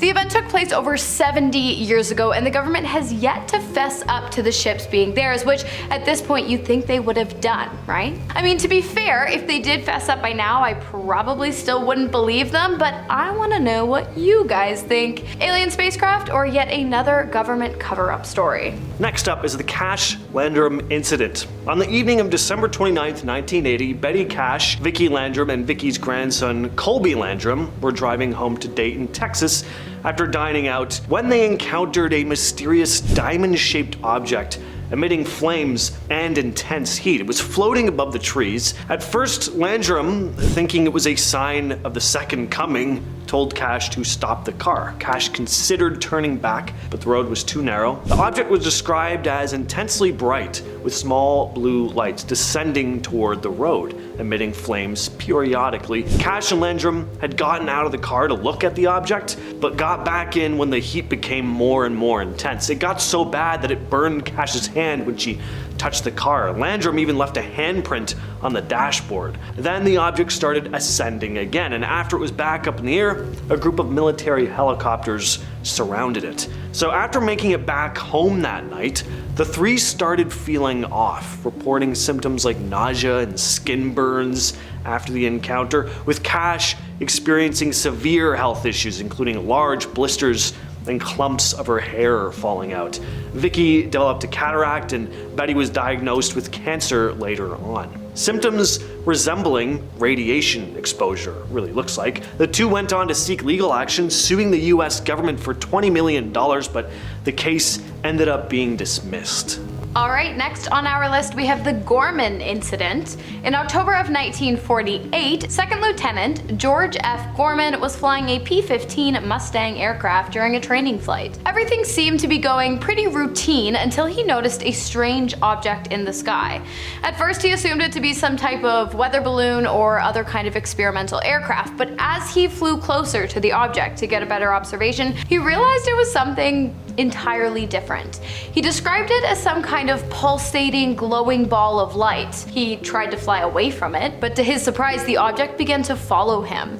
Gorman tried to outmaneuver the unidentifiable flying object, but he was unsuccessful. He claimed that it appeared as though the UFO could anticipate his moves before they even happened. After a while, Gorman began to get seriously freaked out, and in a final attempt to lose this strange glowing ball, he decided the best plan of action was a nosedive. He dove the plane directly towards the ground, and after a 27-minute chase, he was able to lose the object. He leveled out his plane and lived to tell the tale. But no one, including Gorman, knows exactly what was seen in the sky that day. But what's even crazier is that after the incident, his plane tested positive for radioactivity. No one knows why. That's so wild. Next on the list is the Alderney UFO sighting. On April 23, 2007, pilot Ray Boyer and his passengers observed a strange light while flying near Alderney. At first he thought it was reflected light, but soon realized that it was an object, estimating its size to be about a mile wide. He described it as bright yellow gold with black bands on the side. He also spotted a second object, similar but further away. Boyer reported the sighting to authorities, labeling it a near miss. Now, despite his report, the British Ministry of Defense didn't carry out an investigation, stating it occurred in French airspace. Witnesses on Boyer's aircraft and another pilot from Blue Islands confirmed seeing similar objects. One described it as sunlight colored and another as an elongated oval. Next up, we have a UFO sighting at the O'Hare International Airport in Chicago. The incident took place at 4:15 p.m. on November 7th of 2006, so it's actually pretty recent. 12 different airport employees reported seeing a large saucer-shaped, unidentified flying object hovering over one of the airport gates, gate C-17 to be exact. And it was actually hovering above another aircraft that had been set to depart O'Hare but was delayed because there was a giant flying saucer hovering above it. Duh. The pilots in the plane, along with mechanics on the ground and airline management, reported to have seen the object. But air traffic controllers, however, did not see it because for some reason the craft above the plane was not picked up on their radars. The UFO was visible for several minutes before it suddenly disappeared. And even though the incident had many credible witnesses and was later investigated by the Federal Aviation Administration, no explanation was ever given regarding the events of the day. Alright, the Travis Walton case. So this story has it all. A UFO sighting corroborated by multiple witnesses and a supposed encounter with alien beings. So it was November 5th, 1975. Travis Walton and his fellow loggers had finished up their day in the Apache Sitgreaves National Forest in Arizona. They loaded onto their truck and began the drive back home. They hadn't gotten far though when they noticed odd lights hovering above some trees. They decided to drive closer to see what was going on, and that's when they saw a massive unidentified object. Travis got out of the truck to see what the thing was, and then was suddenly lifted into the air by a beam of light. The rest of his friends drove out of there in a panic, but knew they couldn't leave him there. By the time they returned to the scene though, Travis was gone, and he would be missing for days. 5 days after disappearing, Travis Walton showed up again though. He placed a call to his sister's place from a phone booth outside of town. He was found disoriented and disturbed and began telling this horrifying story about how he'd woken up in a hospital-like room where two bald, alien-like entities were looking down at him. He tried to fight the creatures off before a human being wearing a helmet led him to another room where 3 other humans put a plastic mask over his face. He then lost consciousness again before waking up by the side of the highway. And to finish off our list today, we have the possible involvement of a UFO in the disappearance of an F-89C Scorpion jet fighter. The aircraft had been used in a training mission over Lake Superior in Michigan in 1953.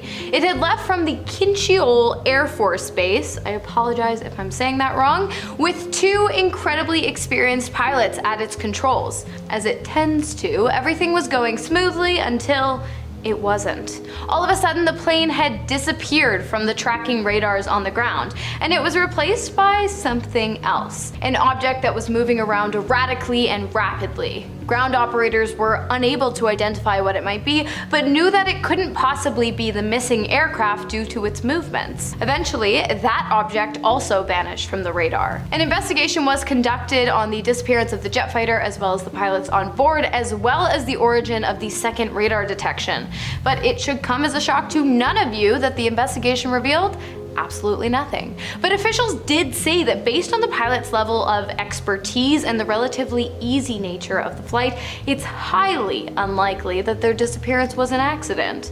But what do you guys think? From sightings made by astronauts but suppressed by the company they work for, to incidents that not even the Air Force could figure out the story behind, and so much more. Here is part 3 of the top 10 unsettling signs of alien life leaked by Anonymous. Starting off in our number 10 spot, we have the organic object. Leland Melvin is an American engineer and retired NASA astronaut who served on board the space shuttle Atlantis as a mission specialist. He is an incredibly brilliant man with an incredible resume and possibly has one of the best NASA photos of all time, but it's his expertise and intelligence that really makes this story so unnerving. He claimed that while on a space mission as he was orbiting Earth, which is definitely the coolest beginning for a spooky tale, but also really sets the stage for a multitude of horrifying things that could be about to happen. While he was on this mission, he said he saw a quote alien-like organic object. NASA disputed his claims and said that what he saw was just ice, but I feel like I trust the person who actually saw it with their own eyes. Leland went on to write that whatever he saw was quote translucent, curved, organic looking. I have no explanations to offer, but I will say it certainly is interesting and kind of terrifying, and it only adds more horror to the story when you realize that they tried to cover it up. In our number 9 spot today, we have Levelland. This incident took place in 1957 in Levelland, Texas, and actually was the inspiration for a scene in the film Close Encounters of the Third Kind. In the real-life incident, dozens of citizens from across the city began individually reporting seeing a rocket or strange set of lights or some sort of unidentified object, but that wasn't it. Whatever these citizens were seeing was also reportedly interfering with their vehicles as well. Engines were suddenly just dying out and lights were cutting out. If this happened just 1 or 2 times, this could have been some kind of a really strange coincidence, but it was way too many instances. Something else had to have been at play. The authorities at first thought that the reports were a hoax until they too saw the strange lights as they began to investigate. This is where Project Blue Book came in to also investigate, and they came up with quite the conclusion. They claimed that whatever had happened here was simply just a case of an electrical storm and ball lightning that caused the lights in the mechanical malfunctions. That's super reasonable, but the catch with this explanation is that there were no reported thunderstorms in the area that night at all. I'm just saying, something here clearly isn't adding up quite right. In our number 8 spot today, we have the lone survivor. This is an unexplained signal that was first detected in 2003 when astronomers were using a massive telescope in order to re-examine 200 different areas of the sky. I say re-examine because these were areas where there was once a signal that was detected coming from them, and they were taking a look back to see if they could detect the same signal again. During this re-examination, they found all of the signals had disappeared except for one. This signal didn't only stick around, but it actually got stronger. This signal is coming from between the constellations of Pisces and Aries, and the curious thing about this location is that it resides in a place where there are known obvious planets or stars. To make things a little more mysterious, there are scientists who believe that the frequency this signal is in is the frequency alien life would be most likely to use if they were trying to contact us. I have no idea what leads them to that theory, but it felt too interesting to exclude. While there are other possibilities of what these signals are or where they're coming from, it's quite an interesting piece of information and is something that definitely deserves more looking into. In our number 7 spot today, we have the space snake. Dr. Franklin Story Musgrave is an American physician and retired NASA astronaut, and considering how credible he tends to be, despite the absurdities of this story, it makes it hard to pass off as a lie so easily. While he was in space, he claims that he saw something that I don't wish upon anyone, a sort of space snake. He said that he saw an 8-foot-long white snake floating through space. I don't even know what I would do. Probably cry? Probably call Houston? I'm not sure. There are many people who think that this was simply just a detached hose from the spaceship, but Dr. Musgrave remains adamant on what he saw, and to be completely honest, I believe him. Maybe his mind was playing tricks on him. I mean, I don't know what happens in space, but I do find it really hard to believe that this person, who would likely be really familiar with the parts of a spacecraft, mistook a hose for a snake. Also, how would they not notice an 8-foot long hose missing? Again, I'm certainly no astronaut or scientist or engineer, but it all just seems very strange. In our number 6 spot today, we have the classified report. We're just barely getting into 2023, but already there are some crazy announcements, including one regarding a report that was delivered to Congress from the Director of National Intelligence. Basically, since August of last year, there's been a total of 510 unidentified aerial phenomenon observed in protected airspace or near sensitive facilities. According to the report, 26 of these were described as drones, 163 were labeled as balloons or balloon-like entities, and 6 were described as clutter, whatever that means. This is all fine and well, but the concern sets in when we consider that this leaves 171 sightings unaccounted for, some of which appear to have demonstrated unusual flight characteristics or performance capabilities. It's also important to note that the majority of these sightings are coming directly from Navy and Air Force pilots. Here's the thing. What we know as the public is only a 12-page declassified summary of the actual, real, secret report that was delivered to Congress. Only time will tell if we ever find out what the rest of the report includes or what will happen with further investigation into the 171 sightings, but hopefully if answers do arise, one day we'll find out. And hey, maybe if they don't, maybe Anonymous will just hack them, and then we'll find out. In our number 5 spot today, we have the lights. Leroy Chiao was the commander of the ISS in 2005, and this is exactly when this strange sighting occurred. It is said that he wasn't the only one who witnessed this, however, as it is said that the entire crew was there to see this really unexplainable occurrence along with him. Basically, it is said that they saw a strange set of lights while up in space. He went out to describe the lights and said that they were in the formation of an upside-down V, and that they ended up just stumbling upon this bizarre situation as the formation flew past them. I'm just gonna say it. I mean, I think it's aliens. I just don't have any other possible explanations, and you're telling me that the whole crew saw it? Not just one person this time, all of them. I swear, nothing will convince me of aliens more than an astronaut's first-hand account. Cause like, it's hard for aliens to come and visit us here on Earth, but like, they're just flying through space? They're like, yeah man, this is what we do too, just on the highway.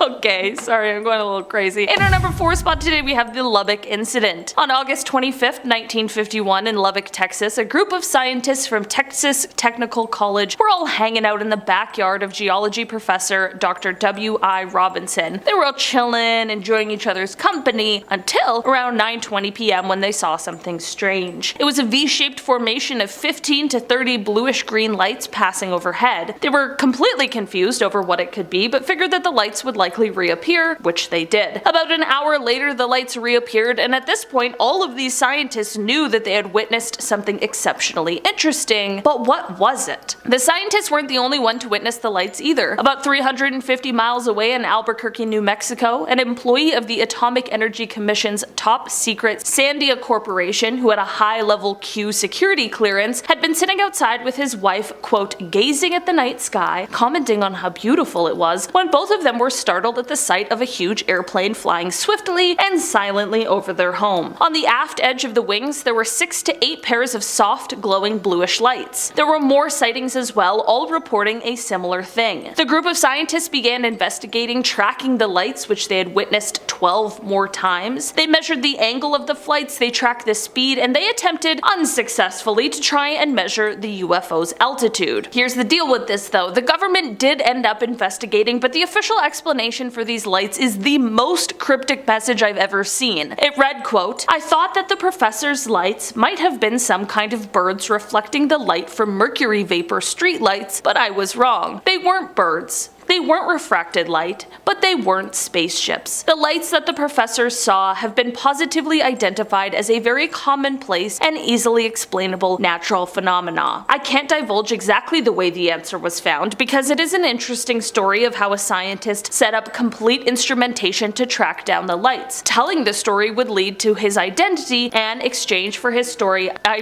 promised the man complete anonymity. Despite people claiming that this mystery has been solved, by this explanation, people are left with a lot more questions than answers. You know? It's just some natural phenomena. We're not gonna tell you which one though. In our number 3 spot today we have glowing green. Gordon Cooper is a well-known astronaut after having flown the Mercury 9 and the Gemini 5, and in fact he was the last American to spend time in space alone. But despite all of these exciting accolades, I want to take you back to May 15th, 1963. Here he was sent off into space in a Mercury capsule for a 22-orbit journey around the Earth, and while on this journey he saw something extremely unsettling, a glowing green object that would approach his capsule. During his final orbit he did tell the tracking station of this object that was quickly approaching his capsule, and they were able to pick up this UFO on their radar, but once Cooper landed, reporters were told that he was not allowed to answer questions regarding this UFO. It's even more interesting considering how Gordon has been a very vocal and firm believer in UFOs, so I have to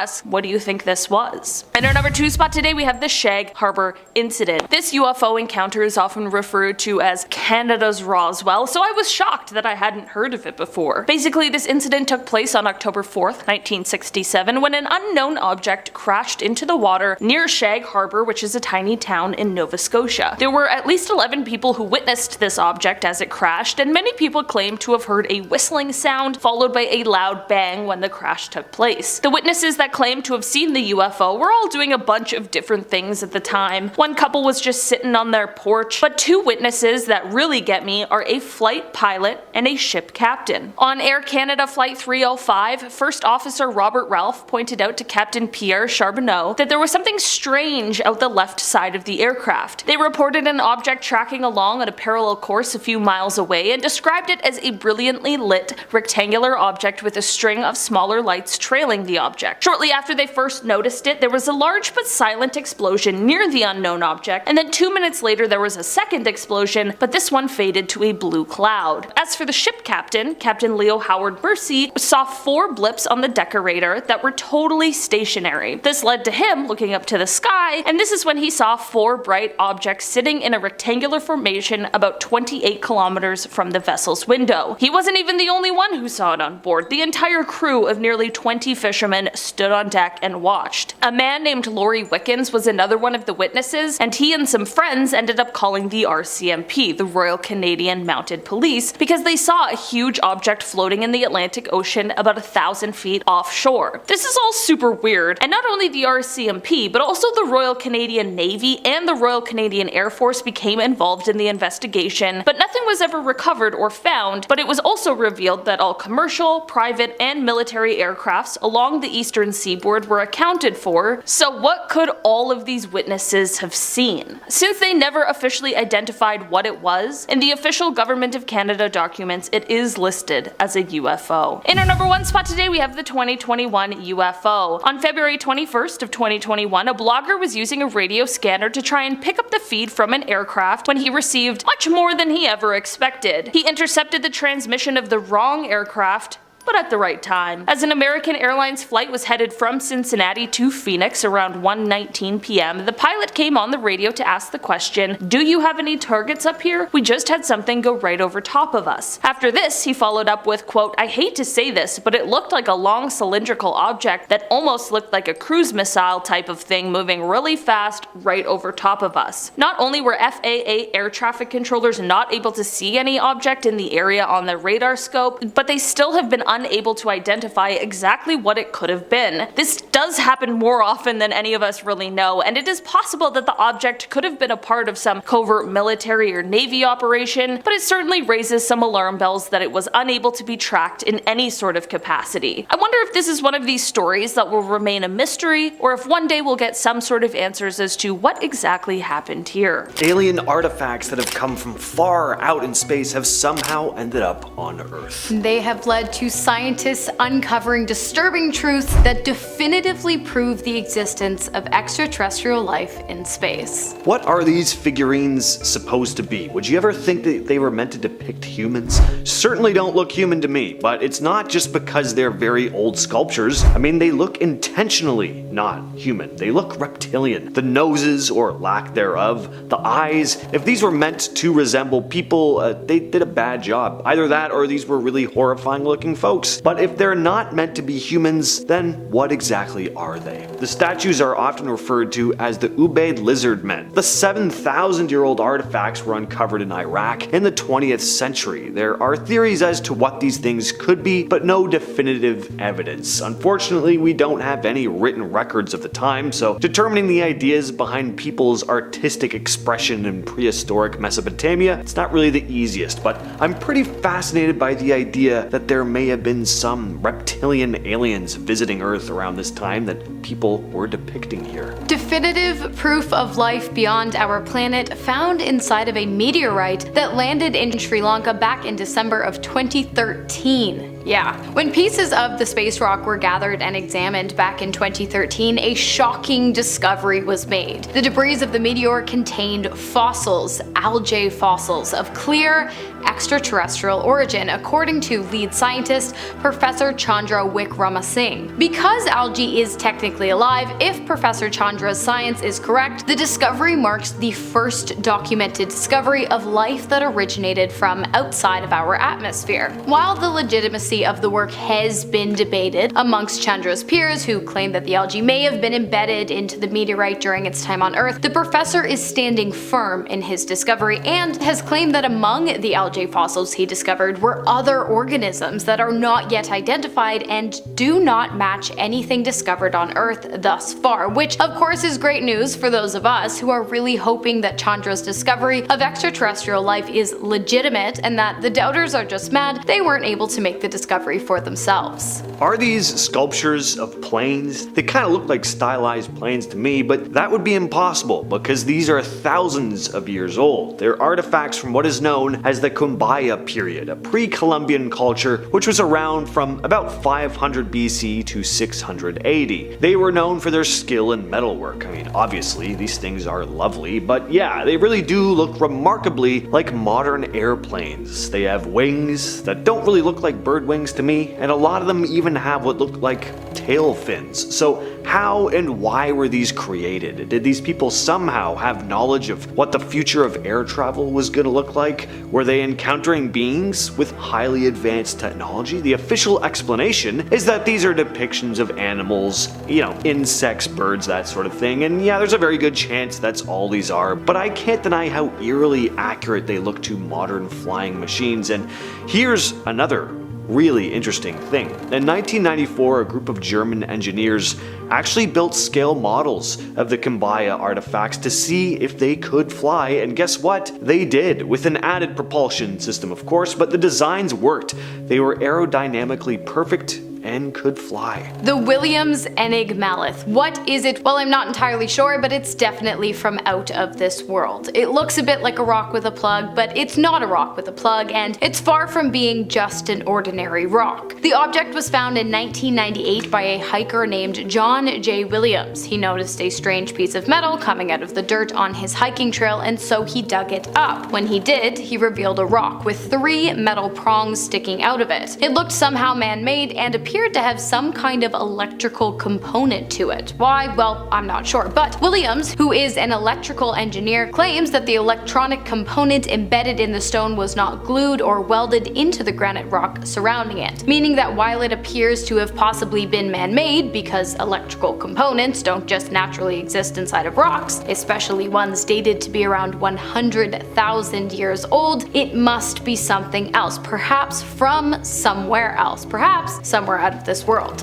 While Williams is open to having others research the strange rock, he does have a few conditions. He must be present for whatever discovery is made, and the rock must remain unharmed. Even with these parameters, you would think that by using modern day tools and technology, we would have been able to get an answer as to what exactly the rock is by now, and where the electrical component is coming from and how it was embedded. But no such discovery has been made, leaving the leading theory to be that its origins are likely not of this earth, and that it likely holds the answers to questions we haven't even thought to ask yet. No one is exactly sure what this thing is. It's been dubbed the Wedge of Ayud and was found in Romania in 1973. Workers came across it while digging during a construction project. It was found buried along with two large mastodon bones. The wedge is around 5 pounds and it's made of aluminum. Now, this turns out to be pretty strange because aluminum wasn't widely used until the 19th century, but this thing is estimated to be much older, at least 250,000 years old. It's a very odd looking object. It looks like a modern art piece or something, but what exactly is it? Well, again, nobody really knows for sure, but one of the funnest theories,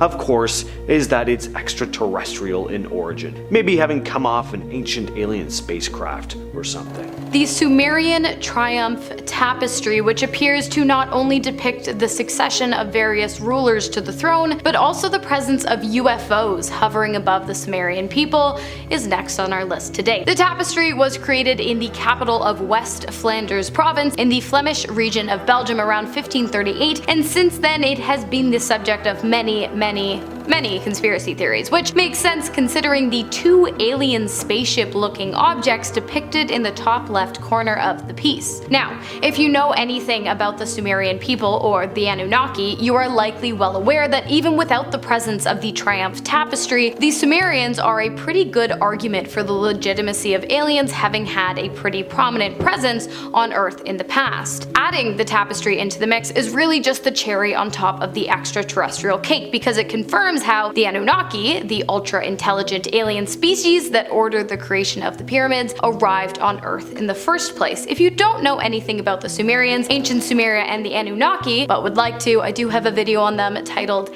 Ancient Sumerian Mysteries that may never be explained that you can watch after this. Next, we have the Coso artifact, known as one of the world's out-of-place artifacts. It was discovered in 1961 near Olancha, California. While out looking for geodes, these rock collectors found a strange rock that seemed out of place, and when they cut it open, they were surprised to find it actually had a metal core inside. The outer layer of the rock was encrusted with a hard substance, while the inner metal core was a cylindrical object that looked almost like a spark plug. This was not what anyone had been expecting to find because the rock seemed to be millions of years old, far older than the age of modern machinery. So it sparked, see what I did there? It sparked a lot of curiosity. Some researchers think this is just a naturally occurring geode that somehow formed around a modern spark plug, but what if it's not the case? What if it's a piece of ancient technology left by an advanced civilization? Or even more interesting, an object that some extraterrestrial beings left behind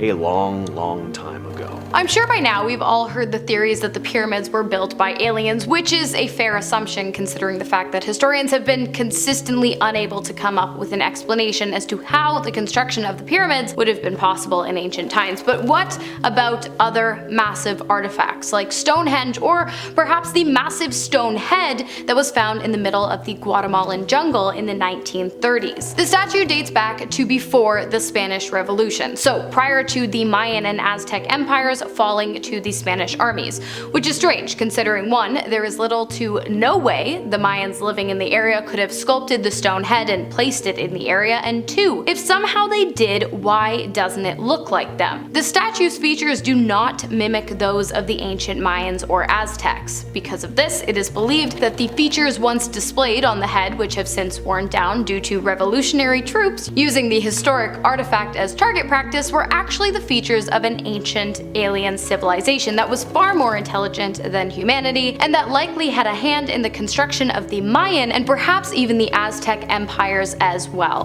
This next one is actually 100% known to be from space. Back in June of last year, Harvard professor and theoretical astrophysicist Avi Loeb led an excavation to Papua New Guinea to uncover the remnants of a meteor that had crashed into the Pacific Ocean, and what they found were small spherical space rocks from deep in space, and there's still a question as to whether the object they came from was naturally occurring or not. What they do know is that the small spheres are made up of elements we don't have here on Earth. Loeb wrote, quote, "This is a historic discovery because it represents the first time that humans put their hands on materials from a large object that arrived to Earth from outside the solar system." Finally, we have an incredibly mysterious extraterrestrial object discovered by the Betts family in 1974. That year, a mysterious fire had broken out on the family's property that destroyed 88 acres of woodland. When the Bettses went out to explore the area and search for the cause of the mysterious fire, they stumbled across a metal sphere with a diameter of just 8 inches and a weight of almost 20 pounds. At first, the family thought that the object might have belonged to the Soviet Union or perhaps NASA. They thought about leaving it where they found it, but curiosity got the better of them, and so they decided to take it home. About 2 weeks later, the family's son was playing guitar while sitting next to the strange spherical object when all of a sudden it began to emit a strange resonating sound that caused the family dog to act up. A while later, the family discovered that when they pushed the sphere across the floor away from themselves, it would change direction and return to the person who had pushed it. Not only that, but the object avoided being damaged at all costs, rolling up slanted tables to keep itself from crashing on the floor, and eventually it began emitting pulsing sounds seemingly out of nowhere. The strange behavior was witnessed by scientists as well as representatives from the military, so you don't just have to take the Betts family's word for it. At first, the Betts family refused to let the ball out of their possession, but after doors started slamming shut and music began randomly playing in their home, they handed it over to the authorities, who were shocked to discover that the metal ball was just that, a metal ball, or so it appeared. While there is no solid explanation as to why the sphere displayed such strange properties and caused so many strange things to happen, I think we can all agree that the most likely reason is because it came from outer space with a purpose that has yet to reveal itself to mankind. For those of you tuning in already convinced that we are not alone within this universe, get ready to see some evidence to back that claim up. And for those of you tuning in as skeptics to simply say not true and I call BS, you guys do know the Pentagon has not only confirmed the existence of UFOs, but has also declassified hundreds of documents that pretty much prove alien life does exist. The first image is a screen grab from a video filmed by a US Marine officer on the 20th of April in 2021 on a military base in 29 Palms, California. After the release of the photograph, multiple Marines came forward to confirm the existence of an aircraft, saying that while the photo showcases only the triangle-shaped formation of bright lights, in person the men were able to make out the black body of the aircraft as well. The unidentified flying object is said to have hovered for 10 minutes in the air before it suddenly vanished without any trace. The men were able to rule out flares for being the cause of the mysterious lights, but were never able to figure out exactly what they saw that night. However, it appears the footage has not been taken lightly, as the Pentagon has started an investigation into just what exactly was seen on the night of April 20th of 2021 in the skies above the 29 Palms military base. Next up, we have a series of photographs taken by cosmonaut Ivan Vanger in August of 2020 whilst aboard the International Space Station that appears to depict 5 unidentified flying objects flying at the same speed while maintaining the same distance between each other as well as their surroundings, moving in a straight line just above the Earth's curved horizon visible in the night sky. Vangar, both surprised and curious, took to Twitter, now named X, to share the footage in hopes of getting some clarity as to exactly what he was looking at. In an exciting unfolding of events, his tweet was picked up by the Russian space agency Roscosmos, and a spokesperson revealed that experts were in fact studying the video in an attempt to determine what exactly Vangar had managed to capture. Did you guys know that Japan was a major hotbed for UFO activity? Because I didn't. But apparently the Pentagon does? In fact, UFO sightings are so common in Japan that its military has reportedly ordered all pilots to disclose any and all identified flying objects directly to the Japanese government. Not only that, but Japanese self-defense forces have also undergone extensive training in relation to UFO sighting protocol. To date, 6 alleged encounters between pilots and UFOs have been reported to the Japanese government, one of which was recorded, and depicts 10 white circular balls flying through the skies of Osaka in Japan. While the government has yet to publicly comment on any of the incidents, the update of self-defense protocol alone is pretty telling. The next image was shared by a pretty reputable source, National Geographic. The image was captured by Sergio Loaiza on September 4th of 1971 during an aerial survey of Lake Cote. Everything seemed pretty normal until the photos were taken back to Loaiza's development lab, where he noticed something very strange. A metallic flying aircraft, estimated to have a diameter of 160 feet, was located in the corner of one of the photographs. When he presented the photos to his superiors at the National Geographic Institute, they shut him down quick, forbidding Sergio as well as his colleagues from sharing any information of what they had seen that day. In 1979, however, the photograph was leaked, and the object that appeared in the image was officially classified as an unidentified flying object. In 2021, the existence of the object was again confirmed after the original copy of the photograph was scanned, and it was revealed that the UFO's presence was more than just a scratch on the lens or a piece of dust in the wind. So what do you think it was? Let us know in the comments. Next up, we have footage that comes to us straight from the declassifieds. Remember how I told you at the beginning of the video that the government quite literally copped to the fact that they have been hiding the existence of UFOs for years? Well, they did, and they came with receipts. On the 15th of January in 2023, while surveilling an MQ-9 Reaper aircraft, an unidentified aerial presence was captured moving at speeds unreachable by any of Earth's modern-day technological advances. Not only this, but as the object whizzed through the field of view of the camera lens, it appeared to leave behind an atmospheric wake before disappearing completely into the sky. Guys, if you have any, please leave your UFO and alien stories in the comments. I would love to hear about your experiences with any of these kind of things. Next up, we have arguably the most beautiful alien assuming photograph I have ever seen. The photo was taken in 2004 by a retired Royal Air Force officer while on vacation in Sri Lanka. The site was described as some kind of colorful giant donut in the sky with hues of oranges, pinks, purples, and whites. After its capture, the photograph was turned into the Royal Air Force Flying Dales Base in North Yorkshire in England, where it became a classified document held by the Ministry of Defense. The image has since been declassified, of course, and is now available for public viewing, but there is still a lot of mystery surrounding the photo as well as the photographer, as his identity, along with any other information regarding the incident, is pretty much non-existent. I mean, come on, it's a giant glowing light in the sky. You're really telling me no one else saw this and that there's no other information out there other than the fact that the photo exists? Oh yeah, and not only that, but it was deemed classified by the British Ministry of Defense, so I'm thinking there's something else going on here. Okay, I bet you didn't know that another major hotbed for extraterrestrial, UFO, and unidentified aerial phenomenon activity was Brazil. I mean, I did, but maybe you didn't. In fact, this kind of thing is so popular in Brazil that they have an annual day of recognition for these sightings known as the Night of the UFO, which came to be after a major event took place in 1986. On the night of May 19th, a series of unidentified flying objects were seen in the skies of Brazil, and even more non-visual objects were detected via radar across the skies of 4 Brazilian states. Of course, at this time, any and all knowledge the government had on the event was extremely classified. In May of 2012, however,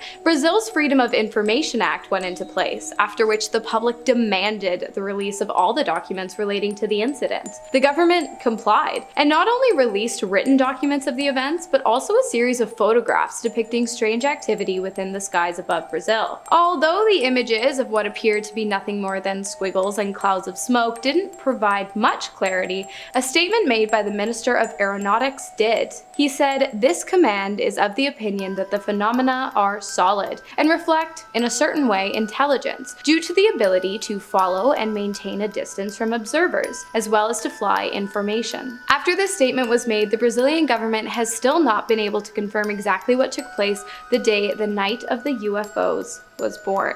Next, we have a photo taken in 1990 by 2 Scottish chefs who were working in a hotel near the area in which the photograph was taken. After a long day of work, it appears the 2 men had decided to take a hike in an attempt to blow off some steam. While this walk wouldn't end up being incredibly relaxing, it would be wildly exciting, as not long after the 2 men had set off on their journey along the Calvine Scottish countryside, they noticed something hovering above them in the sky. The object was not one that either of the men could identify, identify, and so they pulled out their cameras in an attempt to document the 100-foot flying aircraft instead. The photos, which have been analyzed and show no signs of manipulation, captured the object being circled by a jet plane. They thought the incident was incredibly strange and even newsworthy, so the two turned the footage over to the local newspaper for publication, but the images were seized by the British Ministry of Defense and were never released. Until 32 years later, that is, by David Clark, who, unbeknownst to the ministry, had kept a photocopy of one of the original images. The identity of the two men was never revealed, nor did they ever come forward to share their story after the images had been seized by the ministry, begging the question of what exactly they saw and what exactly the government was trying to cover up.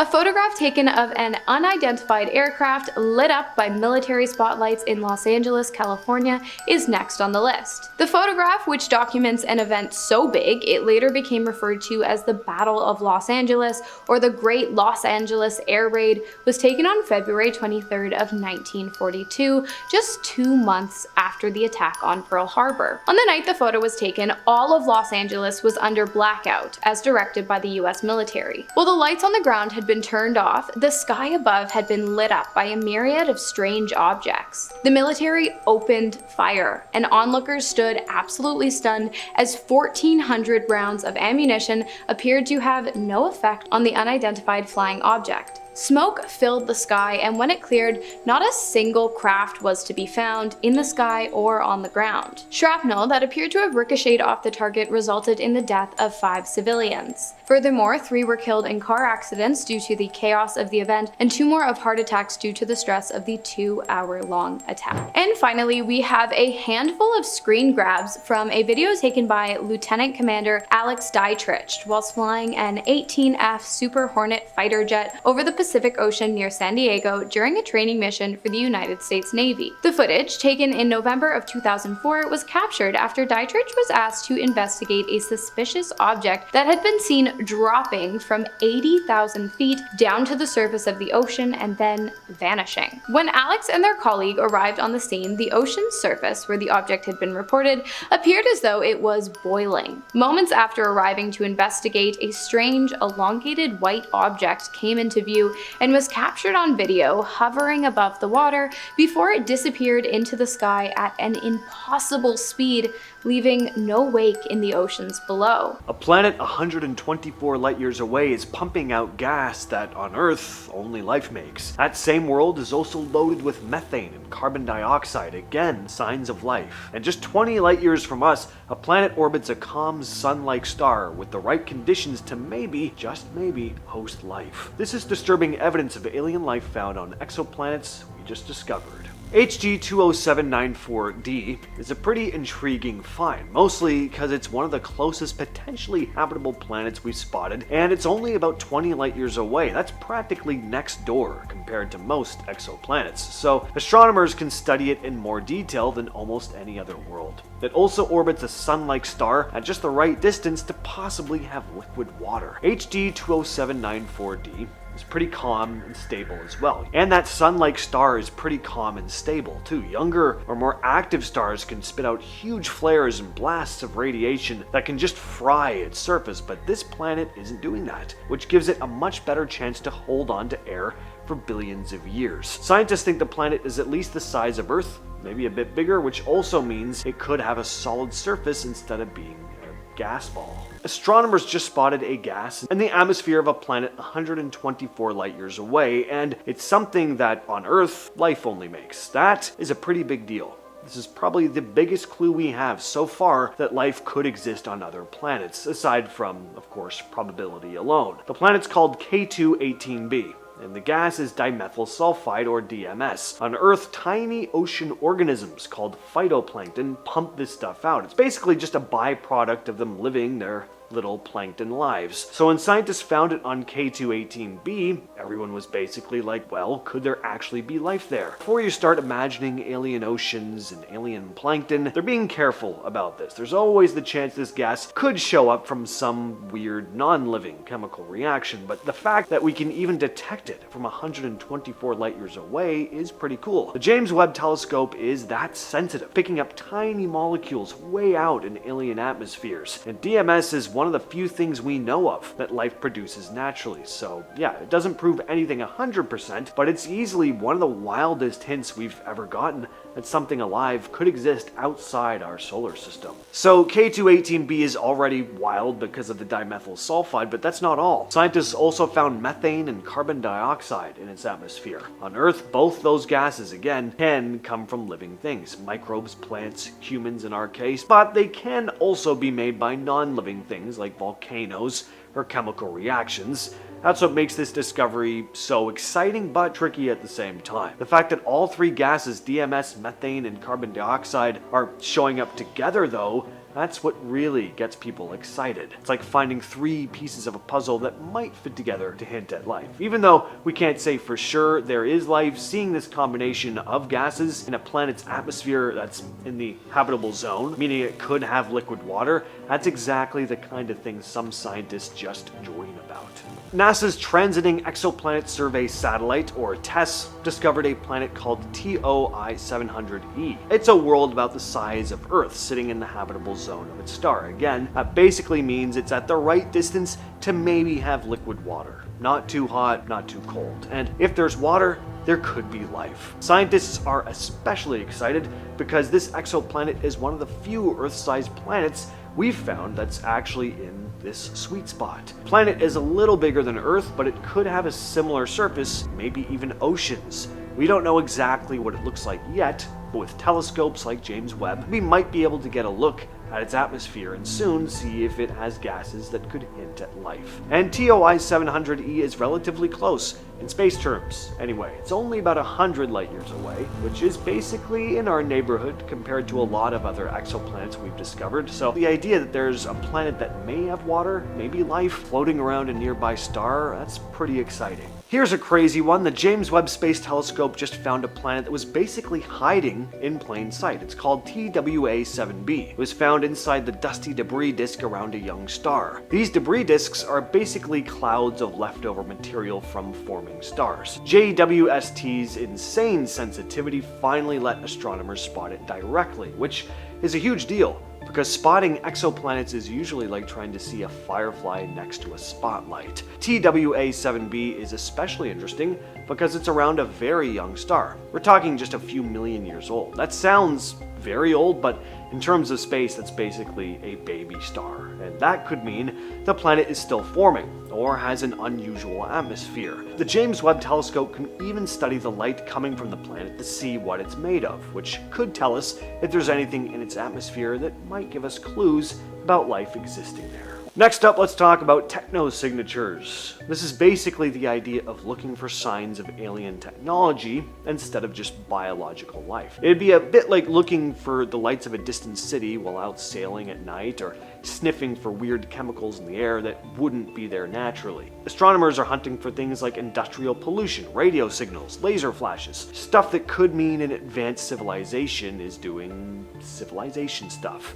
The cool part is that some of these signatures would be way easier to spot than, a tiny microbe floating in an atmosphere. For example, if we detected a gas in an exoplanet's atmosphere that here on Earth only comes from factories or cities, that would be a massive clue that intelligent life could be living there. Scientists are even brainstorming ways to spot things like megastructures, huge artificial objects around a star. How would they detect something like that from so far away? Well, by the way the light dims or flickers. Say there was a massive solar panel array around a star. Sounds crazy, but the trick is all about how starlight behaves when these objects are in the way. Normally, when a planet passes in front of its star, it blocks a tiny bit of light, which is how we find exoplanets in the first place. The star dims a little at regular intervals. Now imagine a super huge structure. It would block more light or block it in weird, irregular patterns. The telescope can detect these strange dips in brightness, flickers, and that's basically a clue that something artificial could be orbiting the star. The whole field is kinda new. There's a lot of debate about what even counts as a solid technosignature, but it's a pretty interesting way to think about finding aliens. Instead of just looking for life like us, we're looking for signs of what they've built. And another twist on searching for alien life, more on looking for pollution. Weird as it may sound, scientists are considering that industrial chemicals in a planet's atmosphere could be a clue that life exists there. Take chlorofluorocarbons, or CFCs, for example. Humans make these in factories, and they stick around in the atmosphere for a long time. If we saw CFCs on another planet, that could be a dead giveaway that some civilization was living there. Detecting stuff like this is tricky though. The telescope has to be insanely sensitive, and the planet has to be at the right distance and angle so the atmosphere can be analyzed. Still, it's exactly the kind of creative thinking that could tell us we're not alone in the galaxy. If even one of these pollutants is spotted on a distant planet, it would be a game changer. TRAPPIST-1e is about the same size as Earth and sits 40 light years away, which in space terms is practically next door. What's really cool is that it's in the habitable zone of its star. That alone makes it interesting, but the James Webb Space Telescope has taken things to another level. Scientists have been studying its atmosphere, and they've found hints of gases like nitrogen, which is super important for life on Earth, plus some signs that water could exist. We don't know for sure if TRAPPIST-1e has oceans or rivers, but just spotting an atmosphere with the right mix of gases is a huge deal. It means this planet could, in theory, support life like we know it. And TRAPPIST-1e orbits a star much dimmer than the Sun, so its year is super short, only about 6 Earth days, which makes the climate really different from ours. But even with that, the idea that a planet could have water and a breathable atmosphere, all while being just 40 light years away, that's exactly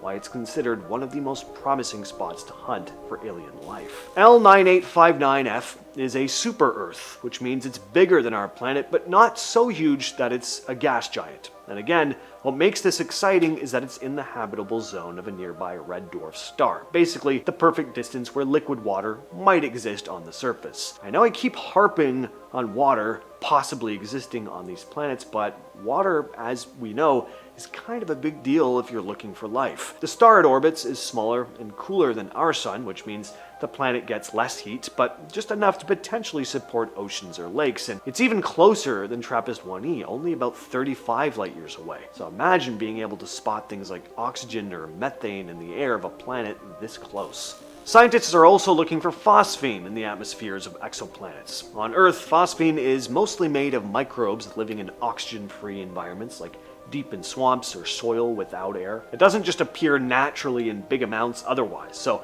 spotting it somewhere else could be a big deal. The idea is that if astronomers detect phosphine in the atmosphere of a planet that doesn't have oxygen, it might mean something alive is producing it, even if it's nothing like us. I've been your host, James. I'll catch you, yes you specifically, next time.